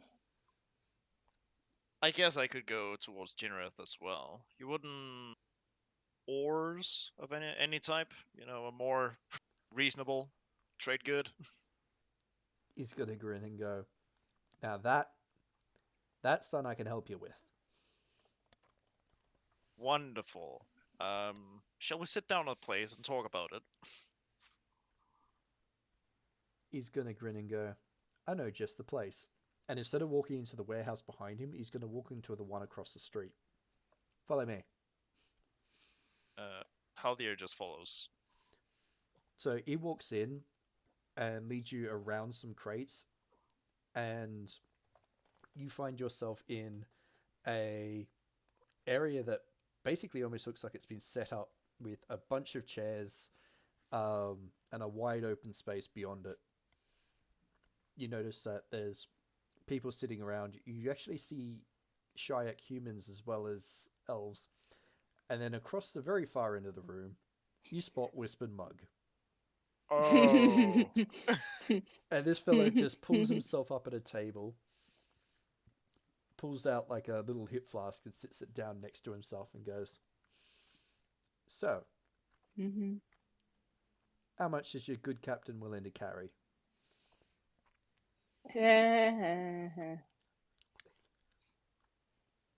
So I want Haldir to roll some sort of check just to see if his reaction gives away that he's going a back take at Mug and Wisp. Well, he's pretty a back taken by just being in this place. So, yeah. So.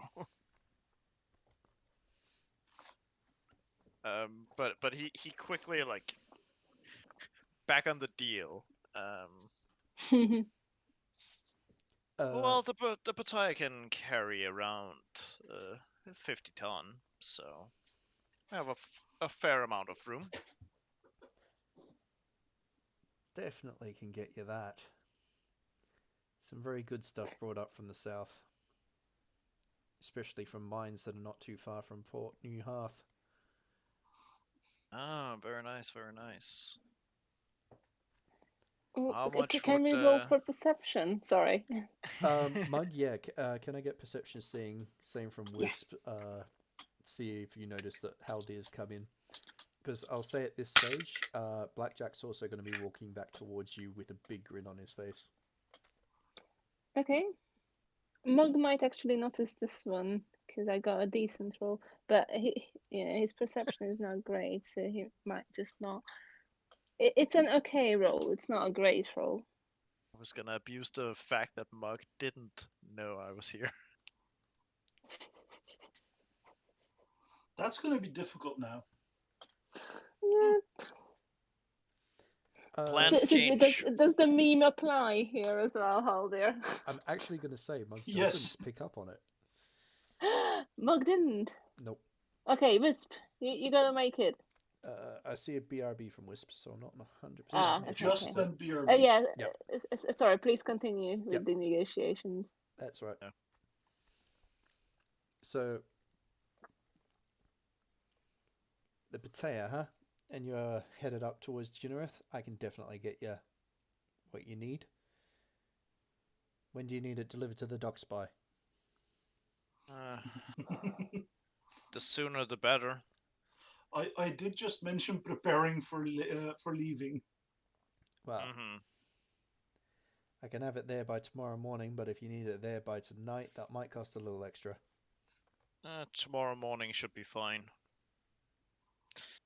So how much do I have to pay? Well, let me have a good think on that. Jog these old noggin and remember how much I paid for it. Haldir is certain that this guy knows exactly how much he paid for it.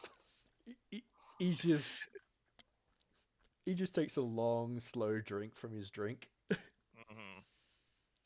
Haldir is just sitting, casually looking out over the crew, and definitely resting his eyes for a moment on Wisp and Mug. He's gonna glance back and go, don't mind them back there. Workers around here like to keep themselves entertained, so this place has been set up for them. Welcome back. Yeah, Mug is shouting about how excited he is for the fight. So what? This is some kind of fighting pit, huh? Wow. What? Not so much in those words. We What's found on the this? temple. Wisp, We yeah, found the Wisp, temple. roll for perception. Yep. Wisp, roll for perception. Quick, catch him, catch Haldir. Quick. 13. How much? Oh no. 13. 13? Nope. Wisp no. doesn't notice either. What happened? Did Haldir come in? Yep. Yes, Haldir is Yeah. now in the same hall as you, except he's trying to get smuggled goods instead of fighting. And he's trying Smuggling not to get anything. noticed by us. It's not smuggling, it's trade, right? Exactly. And through the back door. It's trade through the back door. It's probably goods that have fallen off the cart. So, here's the deal. I can get you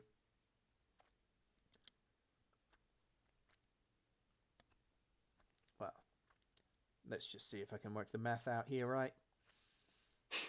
Bought it for about 1 silver for every 20 kilo of the lot.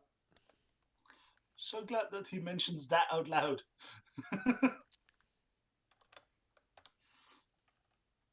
That's not gonna be the right price that he paid for it.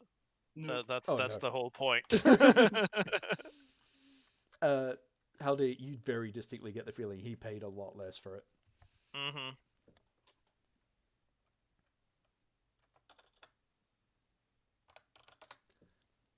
So he sits there and does a bit of math and goes, so that will be 50 silver per ton.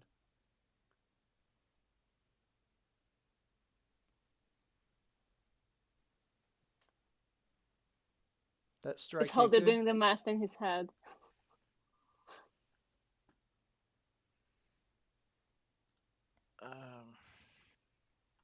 Haldir's sitting a bit, mulling it over, and then,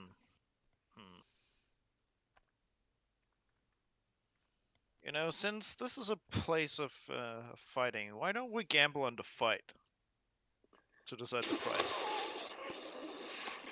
He's gonna give you a grin and go, I'll take you up on that. You know what? I kind of like that loudmouth over there, and he points at Mug. He's gonna glance over his shoulder and go, hey, he's new, haven't seen his like around here before. And he's gonna turn around and grin at you. Alright, here's a deal. Your fella wins, you get 20% off. My fella wins, you pay an extra 20%. Oh boy. Make it interesting. boy. 25%. Oh boy. He's gonna hold a hand out and go, I'll take you up on those odds. Oh Haldir just shakes. Oh, the pressure. Oh god. Well, good Mug doesn't know. Oh, it's a It's shame okay. we don't have. It's a shame we don't have Verity here. Yeah. Verity could really appear right now. It doesn't matter. We don't need to cheat. Mug is strong enough. That's what Haldir's betting on. Mug It's didn't good that fetch Haldir the armor trusts yet, right? Mug. What was that? Mug didn't fetch the armor yet, right? No, he currently doesn't have the No, armor. not yet. So, I mean, he's not going to fight in a pit in armor. Like, that's not what it's for. what I'll say is, at this stage, Blackjack's going to walk over to Mug and go, turns out we're in luck. The current champion's in. Yeah, the champion! I will take that. Figured you'd take he nothing gone? less. How long has he gone It- undefeated? Blackjack's 65 years. Blackjack's gonna grin and just go, last I heard, he hasn't lost a fight in at least the last 6 months. I mean, that's not bad. Yeah. That considering, It could be better. It could be better, but I will take him on. good to hear. He'll meet you in the ring, and Blackjack's just gonna turn around and like signal one of the halflings who's going to just jog on over to a table up in the corner and speak to someone that's sitting there. Oh, hey, mate. Are there any rules apart from fighting in the ring? Fists only. Don't kill them. Yeah. Yeah, that's good. I like it simple like that. Good to hear. Now, do well, lad. I got some money riding on you. It's good to hear you trust me. I don't need luck though. Didn't he have money riding on the other one? Well, he didn't say if he made bets on both. He hasn't said he's made any bets on both yet. Ah. He only said he had money on Mug. So, eventually, you hear like a chair scraping, and this human man comes striding out, and he is. Mug is disappointed it's a human. They're usually pretty weak. Biased. Yeah. He is much taller than Silas, and when he gets into the ring, he like pulls his shirt off, and he is rippled with muscles. But Mug is pretty disappointed because tall people are easy to knock over.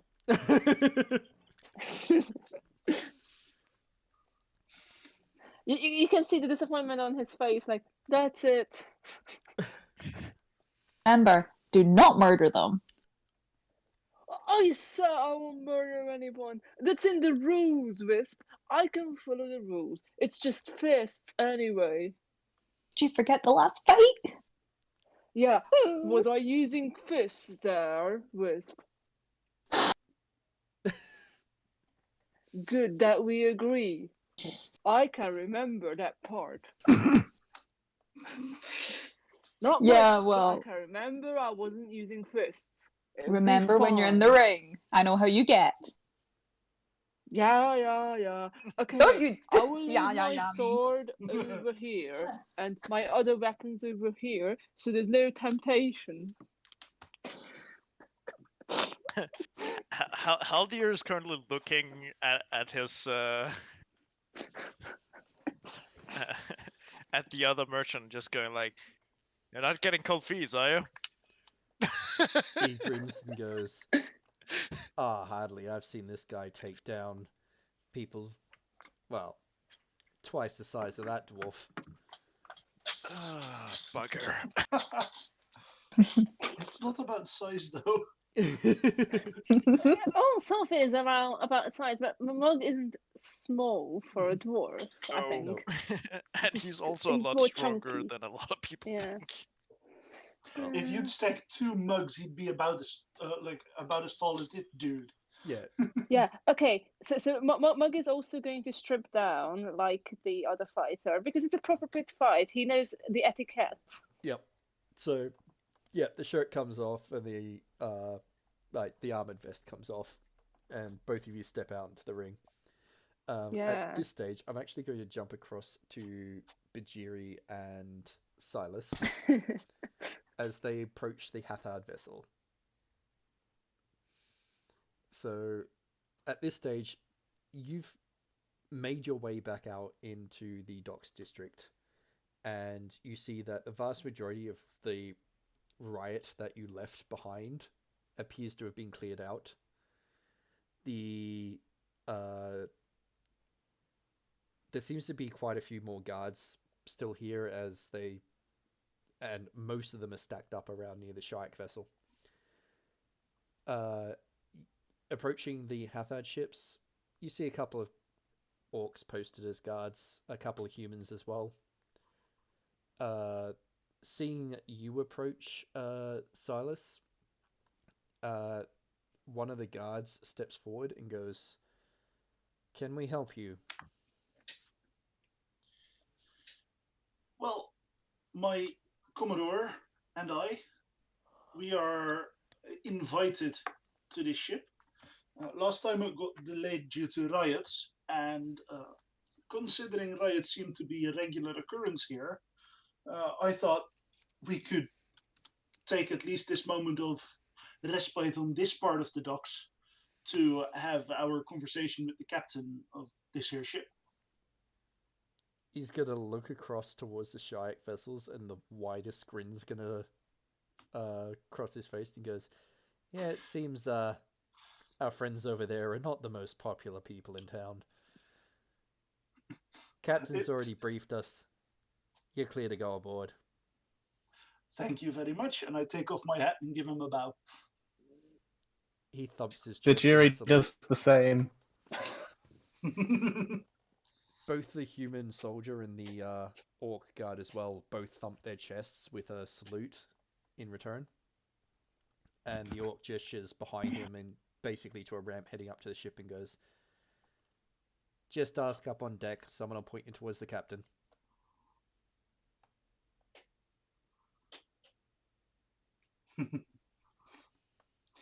Okay, thank you very much. And Silas just sort of adds a little bit of a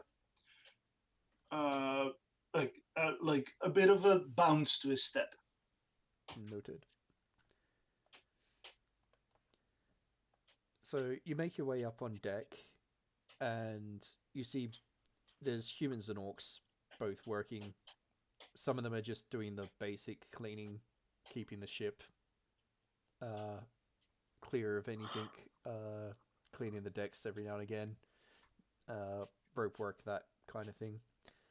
Others appear to be moving goods from the docks back up onto the vessel.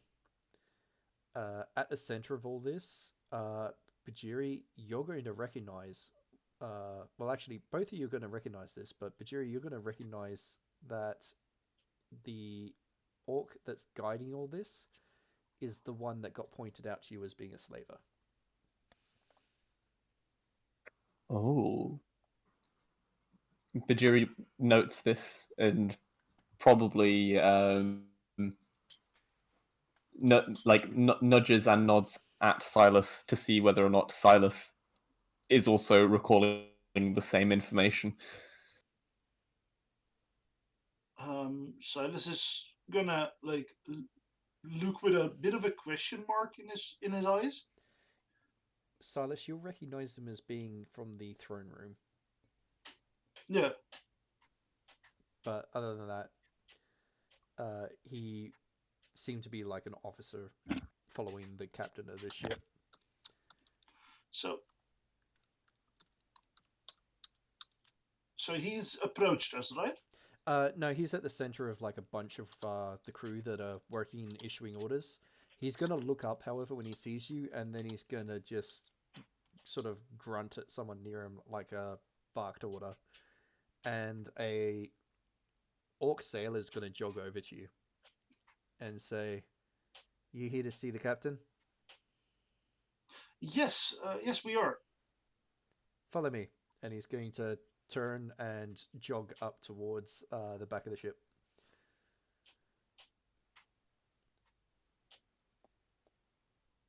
Okay. So you follow along? Yeah, definitely. Yep. So he'll lead you pretty much almost to a very similar place that on the Shiuk it seems like at least both Hathad and Shiuk have their captain's quarters up the very back.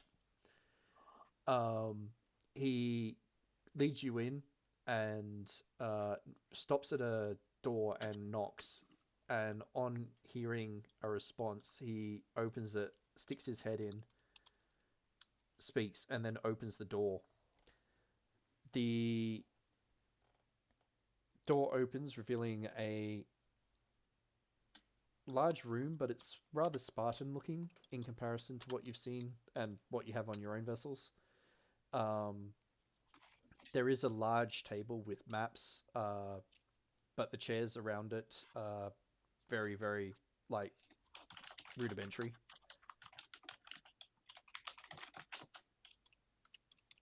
Yes. Glenn, the helmet that I got was not that kind of Spartan. Okay. Yeah. Okay. So basically, just wanted to double check. Yeah, that's fine.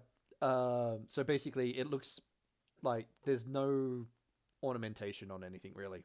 It's just a chair looks like a chair, whereas on other ships that you've seen so far, it's been decorated, that kind of thing. Okay. So this is purely functionality, basically. Yep.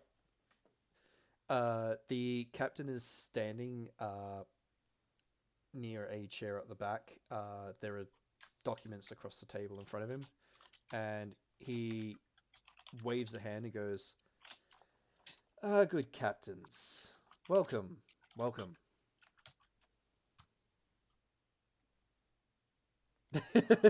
But I forgot how to use words for a second. Words were in my brain and then they just didn't happen. Bhajiri is going to bow and say, "A pleasure to make your acquaintance," and then wait for assumedly Silas to introduce himself.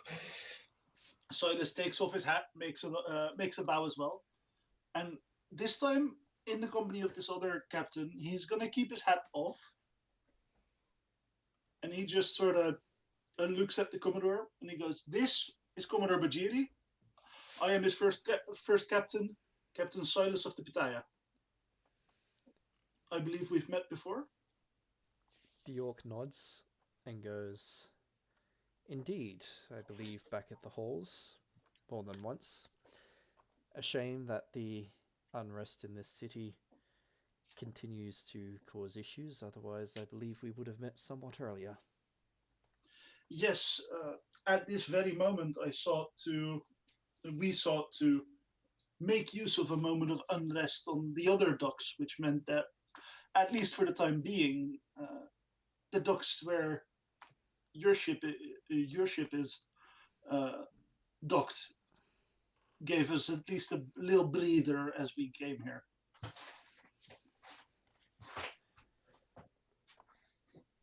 Indeed. My name is Captain Geltrick Tar. Could you type that as well?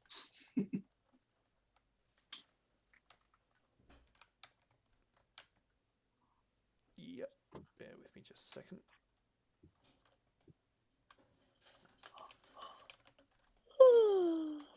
Sorry.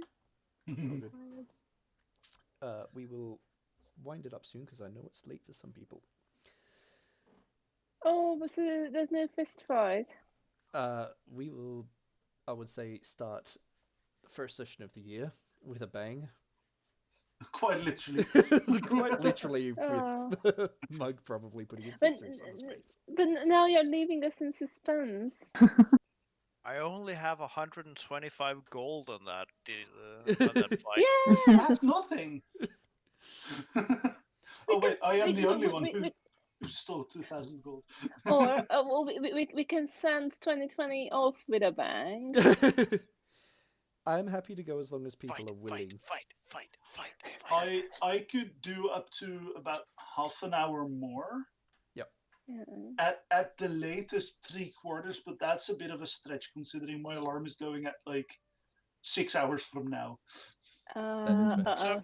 So is mine. Let's do it. Keep going. All good. I can like speed up my. Radio. Based on that,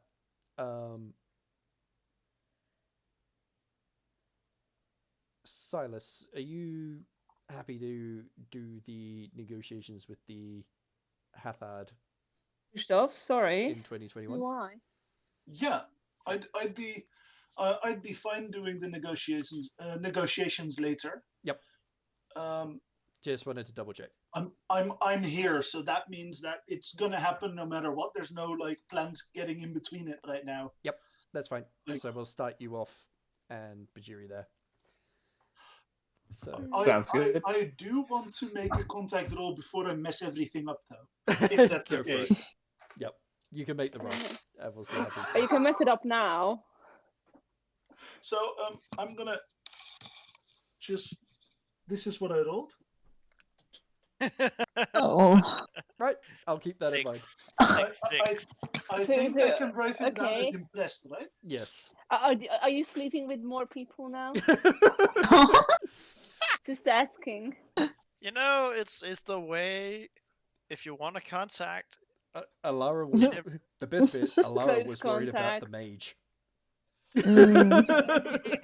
Here's a real problem. Radio. Keep a note of that because yeah, it's going to be a little while. Can I actually write him down as impressed? Put him down as impressed. Okay. Because right now I And have ready to jump in your bed. write in brackets that you rolled a 666. Yeah, Yeah. Oh yeah. just so that we know to pick it up with that. So we'll jump the scene back to a ring just as Mug and a human fighter step in. This particular human, Mug, is slightly taller than the twins, and he's definitely got a lot more muscle definition than them. Yeah, but I mean, you know, muscle definition is one thing. It's about whether they have the skill, and you know, their center of gravity is way higher than Mugs, so knocking them prone works quite well. Go Like, for a drop kick to the knee. Yeah, no, fists only, but I can knock them prone, right? Yeah. So. Okay. What I'll do very quickly, can I get you to quickly roll an initiative? So no armor yet, anyway. So Yeah. that's a pretty good.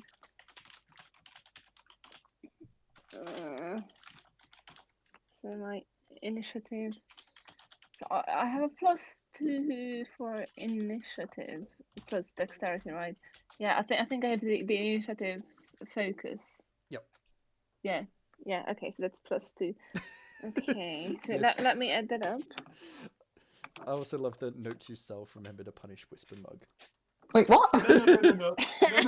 Remember to punish Wisp and warn Mug. True. Yeah. We're very fair on this ship. No, we are not. Only Initiative. those who start chaos will get punished by it. Well, then your comeuppance has come in 3 times fold, sir. No. I am Yeah. the only sensible character in this group. Well, it's I not think the difficult. monkey is. So 16 initiative. Right. Yep. So Mug, you're going to get in first. So basically, the human fighter is going to approach you, and throw his fists up. But as he immediately launches into his attack, you're just going to rocket forward. Yeah, Mug is just going to go in, and yeah, let me add this up. So I don't have any stun points as usual, because that's how I roll. But yeah, so dexterity is accuracy, isn't it? It doesn't actually matter. It's accuracy to hit with your fists and strength for damage from memory. Yeah, I think so. And yeah, and just thinking about it. Yeah, 200. No, what does it say here? For brawling. Yeah. So that's I have so I have a focus in brawling. Yep. So I get a +2. Yep. Is that right? Yeah. Yep. Okay. Is there anything else? Nope. I think that's all. Yep. So it's your accuracy bonus, your brawling Okay. focus. So that's 17 to hit. All right. That will be a hit. Okay, so damage. So Mug goes in for an uppercut, and yeah, so damage is not that much. It's just 1d6 plus 5. So that's 7 damage. Yep. So basically, Mug, you step in straight away and deliver an uppercut, and you move in faster than it appears he was expecting, and you just break right past his guard and sock him one in the jaw, and he staggers like 2 steps backwards under the hit. Yeah, Mug's like, yeah, I'm excited. Show me what you got. And just a quick check, like Glenn. Yep. So I think I had some damage from last session. I think I still have that, right? That's fine. Actually. No problem. Just checking in. That's fair. Mug doesn't need rest. Still have loads. It looks like my dwarf isn't that bad, huh? The halfling's gonna grin at you and go, but you haven't seen him launch into action yet. Let's see what I can do. Mug, can you quickly remind me of your defense? Yeah, it's not very high. Especially, like, does the armor... No, the armor doesn't change my defense, right? Your current armor didn't, from memory. Yeah, so I have 12 defense. Right. So you've sent him stepping back, and he's thrown a quick jab, even as he's tried to right himself, and it's just scraped above your head. Oh, really? Yep. Oh my god. He's like, hey, I'm over here, mate. Don't, I know I'm short, but that's an insult. See, you'll pay for that. Go for it. Roll your next attack. And I bet now Mug will roll terribly. But no, still no stun points. But yeah, it's a pretty good roll again. So I think that's going to connect because I have +2 for it. Yeah, again, I think a 19 is going to hit. That's definitely right? going to hit. Yeah. Okay. I'm also going to automatically say that his next one whiffs badly. Yeah. So 9 points of damage. Do Mug's fists glow as he's doing this? Like the tattoos are glowing ever so slightly. Yeah.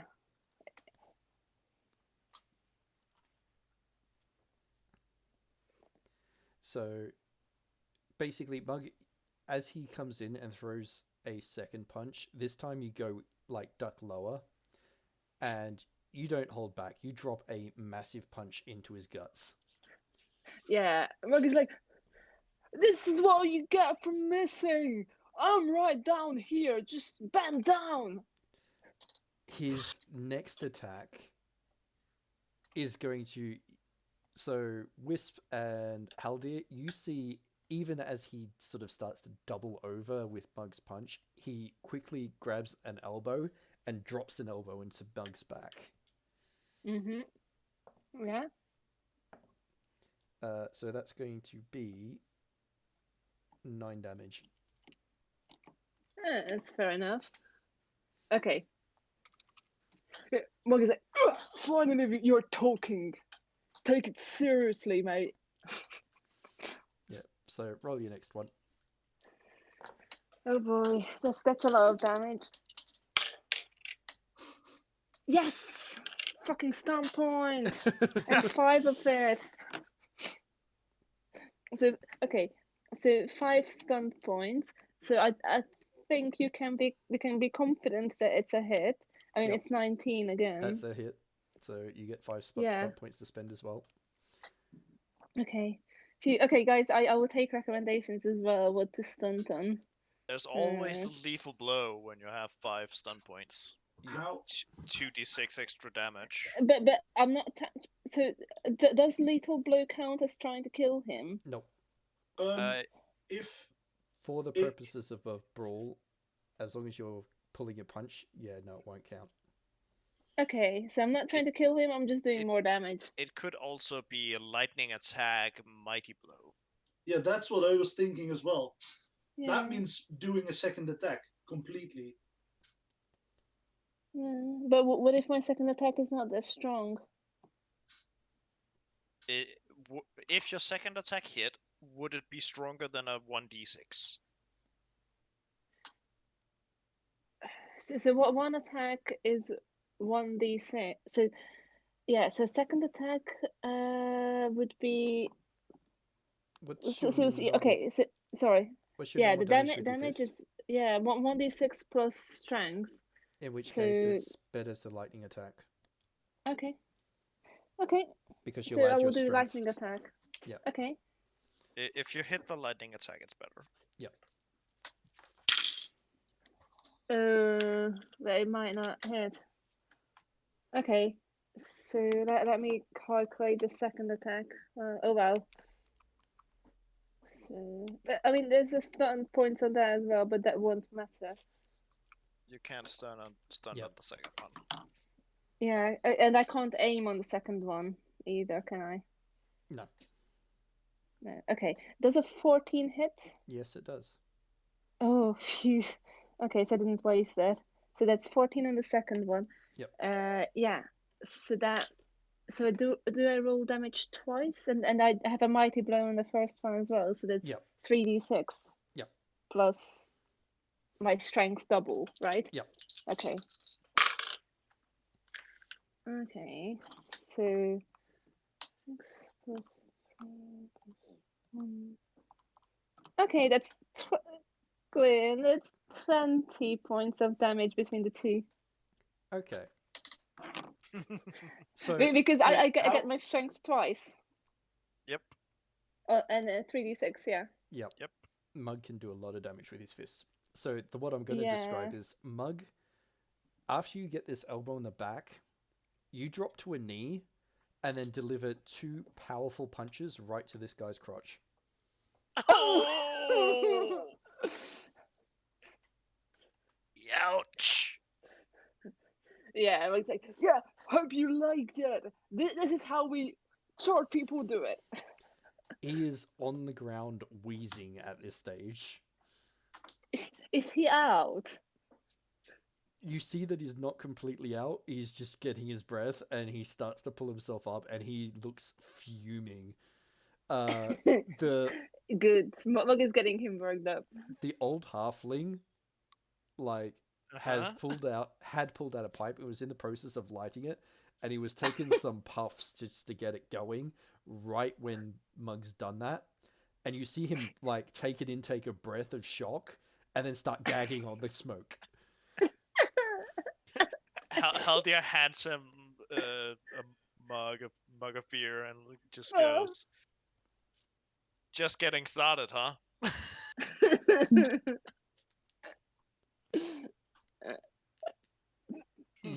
He quickly downs some of the beer, and then you hear him grumbling, and then he shouts out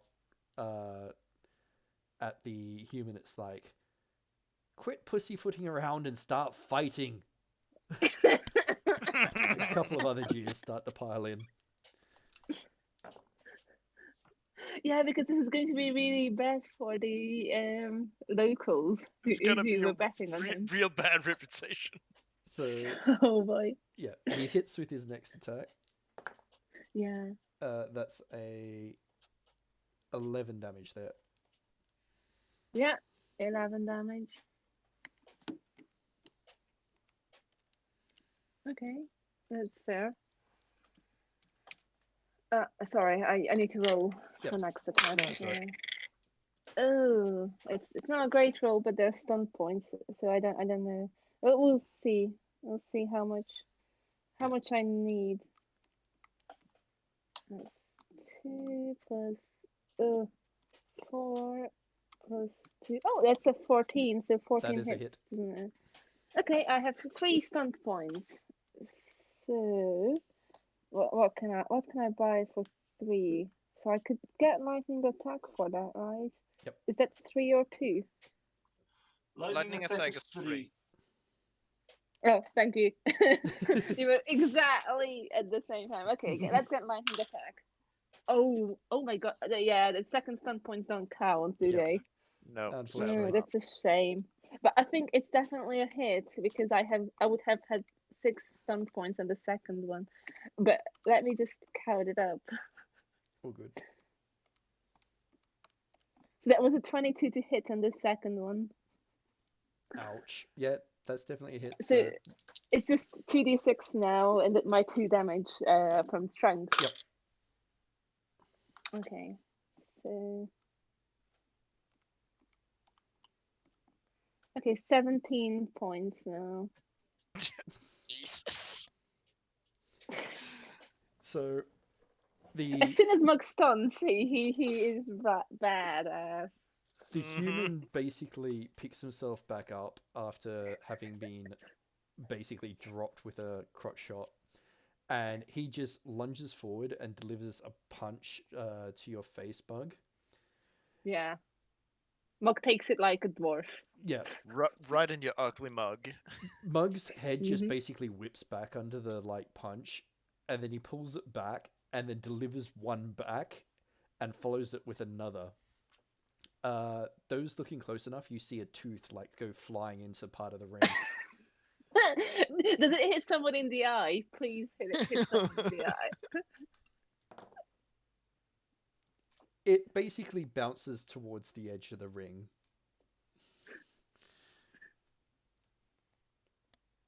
Oh, close enough. It's pretty funny. Yeah. Does the guy stagger? He's definitely staggering around, and Mug up close, you can see his eyes are a bit glazed, but he's going to lunge forward and he's going to deliver another punch to your face. Yeah, of course. This As time he should. This time for 8 damage. Oh man, he's getting tired, isn't he? He's getting pummeled. Well, he's like, is that what you got? We just started. Hit harder. All right, you're up. Okay. Oh yeah, sorry. That's all right. No stun points this time. It's a shame. It might not be good enough to hit. Yeah. No, Haldir, every time this guy has actually succeeded in punching Mug, you hear a cheer from the halfling. He's like, "Yeah, like that. Keep laying in." Yeah, so there's no stun point this time, so it's only 7 damage from Mug. So this one is definitely not as hard as the previous punches, but you notice that even so, he's getting a bit shaky on his feet. Uh-oh. Well, fun is almost over. Poor Mug. He does manage to Like, hit like, again. yeah. And, Like, it's okay. I'm going easy on you. yep. So he sort of half lunges and half stumbles forward, but he still manages to deliver a massive punch. Oh, good. So he does another 11 damage. Yeah. Okay. Yeah. So Mug's like, oh, finally feeling a bit better now. Good. Good. Yeah. Mug got stun points. Mug got over eager now that he actually hit back. Yeah, with some because punch he in hit him. back properly. So Mug is like, yeah, he can go all out. So yeah, 19, and I have 4 stun points on it. So that means I can, yeah. What's the best way to use 4 stun points? Because I can definitely get lightning attack, and that's pretty powerful. Here's but a then question. I only have 1 left. What you Yeah. could do, Since Mug is a warrior, Mhm. can't Mug actually use Mighty Blow for 1 less stun point? Now that I But recall. I can, but I think that's just for journeyman in 2-handle style. So No, you should, I think, as is a that warrior. for everything? stun bonus, threat and Warrior. I thought it was just journeyman in hander, so just for 2-handed weapons. Yeah, I don't is it see not it that? in here. I see dual strike for 1 less. Yeah. And I see Warrior? threaten for 1 less. Yeah, it's Okay. it might I'm be pretty yeah, it might be sure weapon How- specific. However, Yeah. 4 stun points would be a lightning attack plus a taunt, or a lightning attack plus well, pierce armor is not necessarily going to work, but a skirmish could work to give you the distance to charge next round. But then again, unless he steps back in. Which is probably will. Yeah. It makes sense for a skirmish. He seems confused anyway. It would be better to finish it with a charge, right? So Alternatively, you could go for Mighty Blow Knock Prone, which means 1d6 plus you knock him to the ground. Yeah, but then he can just get up. So yeah, but it looks cool. Yeah. Yeah, true. But I get more damage. Well, he's already looking down. Okay, let's go for Mighty Blow and knock prone. Okay, yep, so roll your damage. Because that's more showy. Yep. So that's just 1 extra, right? Yeah, 1 extra d6. Yeah. I don't get that lucky with the rolls. So that's 11 points of damage. Okay. So basically what and you knocking do prone. Yeah. is you, as he's lunged forward and hit you, you feint a step back and then lunge forward and throw a massive, it's almost like a half overhand hook that you deliver directly to his face and just keep following through, and you flip him clean onto his back in front of you.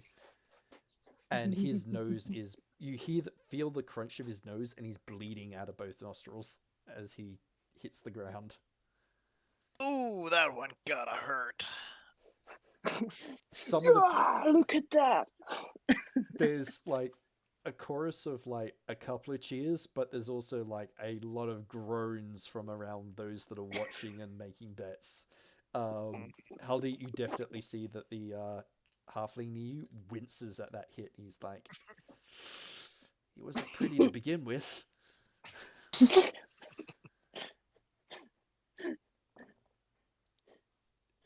Yeah, so now that I set you down to rest, are you feeling up to continue? Or are you finished? He's, as you say that, you just see his eyes like starting to sort of roll up into his like sockets, and like you can't even tell if it's like him just flailing in like a stupor or if he's actually tapping out. But a elf steps over the line of the ropes and goes, "And we have a new champion." Oh man! Yeah! I told you I would get champion! Right, Wisp! Woohoo! Congrats.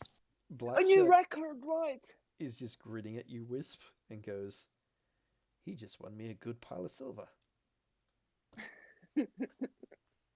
Haldir is looking at the halfling and just going like, so with a base price of 50 silver per ton, minus 25%, that would be 178 gold and 5 silver for 50 tons.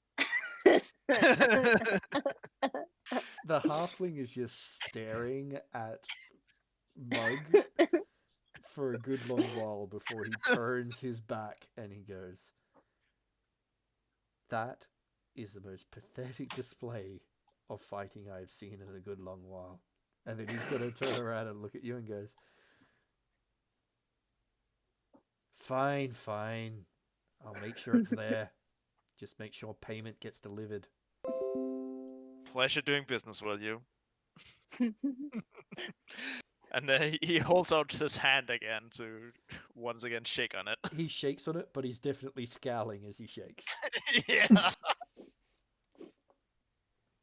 As soon as he's out of there, Haldir just gets up, walks over, and lays a hand on Mog and just, you know what? You made my business transaction so much easier by that fight. Thank you very much, Mog. Oh, Haldir, you're here! Did you see me fight? Yes! You were doing great! Great! And you said you did good business. Mm-hmm. Yeah.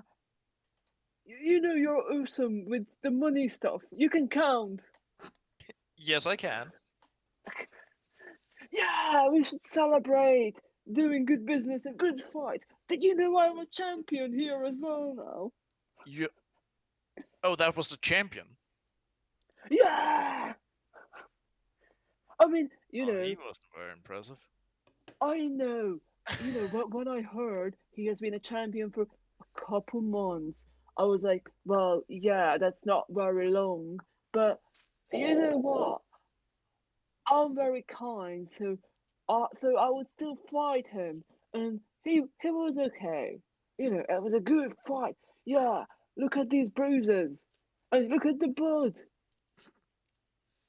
Yeah. Is that a tooth over there? It's not your tooth, right, Mug?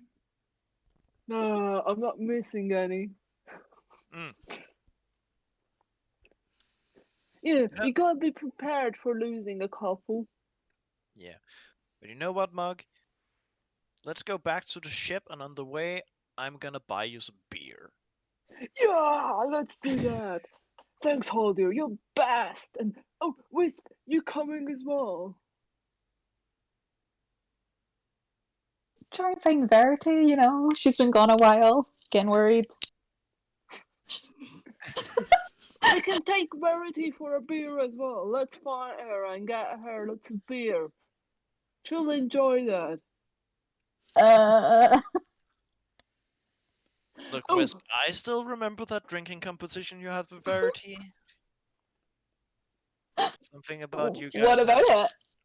Something about you guys still needing a punishment, but Don't know what you're talking about. I'm sure you don't. But you No. both very much enjoyed the drinking, so I'm sure Verity would join As another long drink. as we don't know who lost, can't have comeuppance. Da da da. Mm-hmm. Correct. Go and tavern some of the beer. Let's go. Haldir, did you buy beer for the journey yet? Well, we got beer for the rations, but if you want extra beer, I'm sure we can buy some on the way. What about medical Yeah. supplies? Extra beer! Do we need more of those? I think Yes, we they stocked tend quite to a run bit. out beer. over time. Well, yeah, You're the stockist. yeah, and we do have for general. Do you need extra? Always. You always need extra beer. Let's get more beer. So, Give me a list of what you're missing, Wisp, and then I'll fix it. and I guess they then go out and find beer for Mug. yeah. You might regret Extra those beer. words. So what I will say is that you do go get, or basically find someone who will provide extra alcohol to be delivered directly to the vessel. You will easily find someone who can provide medical supplies. And last but not least, you will check in on the blacksmith who will have the armor ready and provide that to Mug.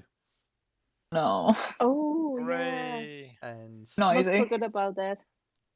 I'd say that's a very good spot to leave it until the Yeah. new year. In which case, we will start 2021 with Silas and Bhajiri talking to a particular Hathad captain. War. And everyone else finding out what the captains have in store for them. Ooh, So, yeah. Wonderful. I'd say let's get the last yo-ho of 2020. Yo ho ho Oh. Yo. That was very Christmassy, that one.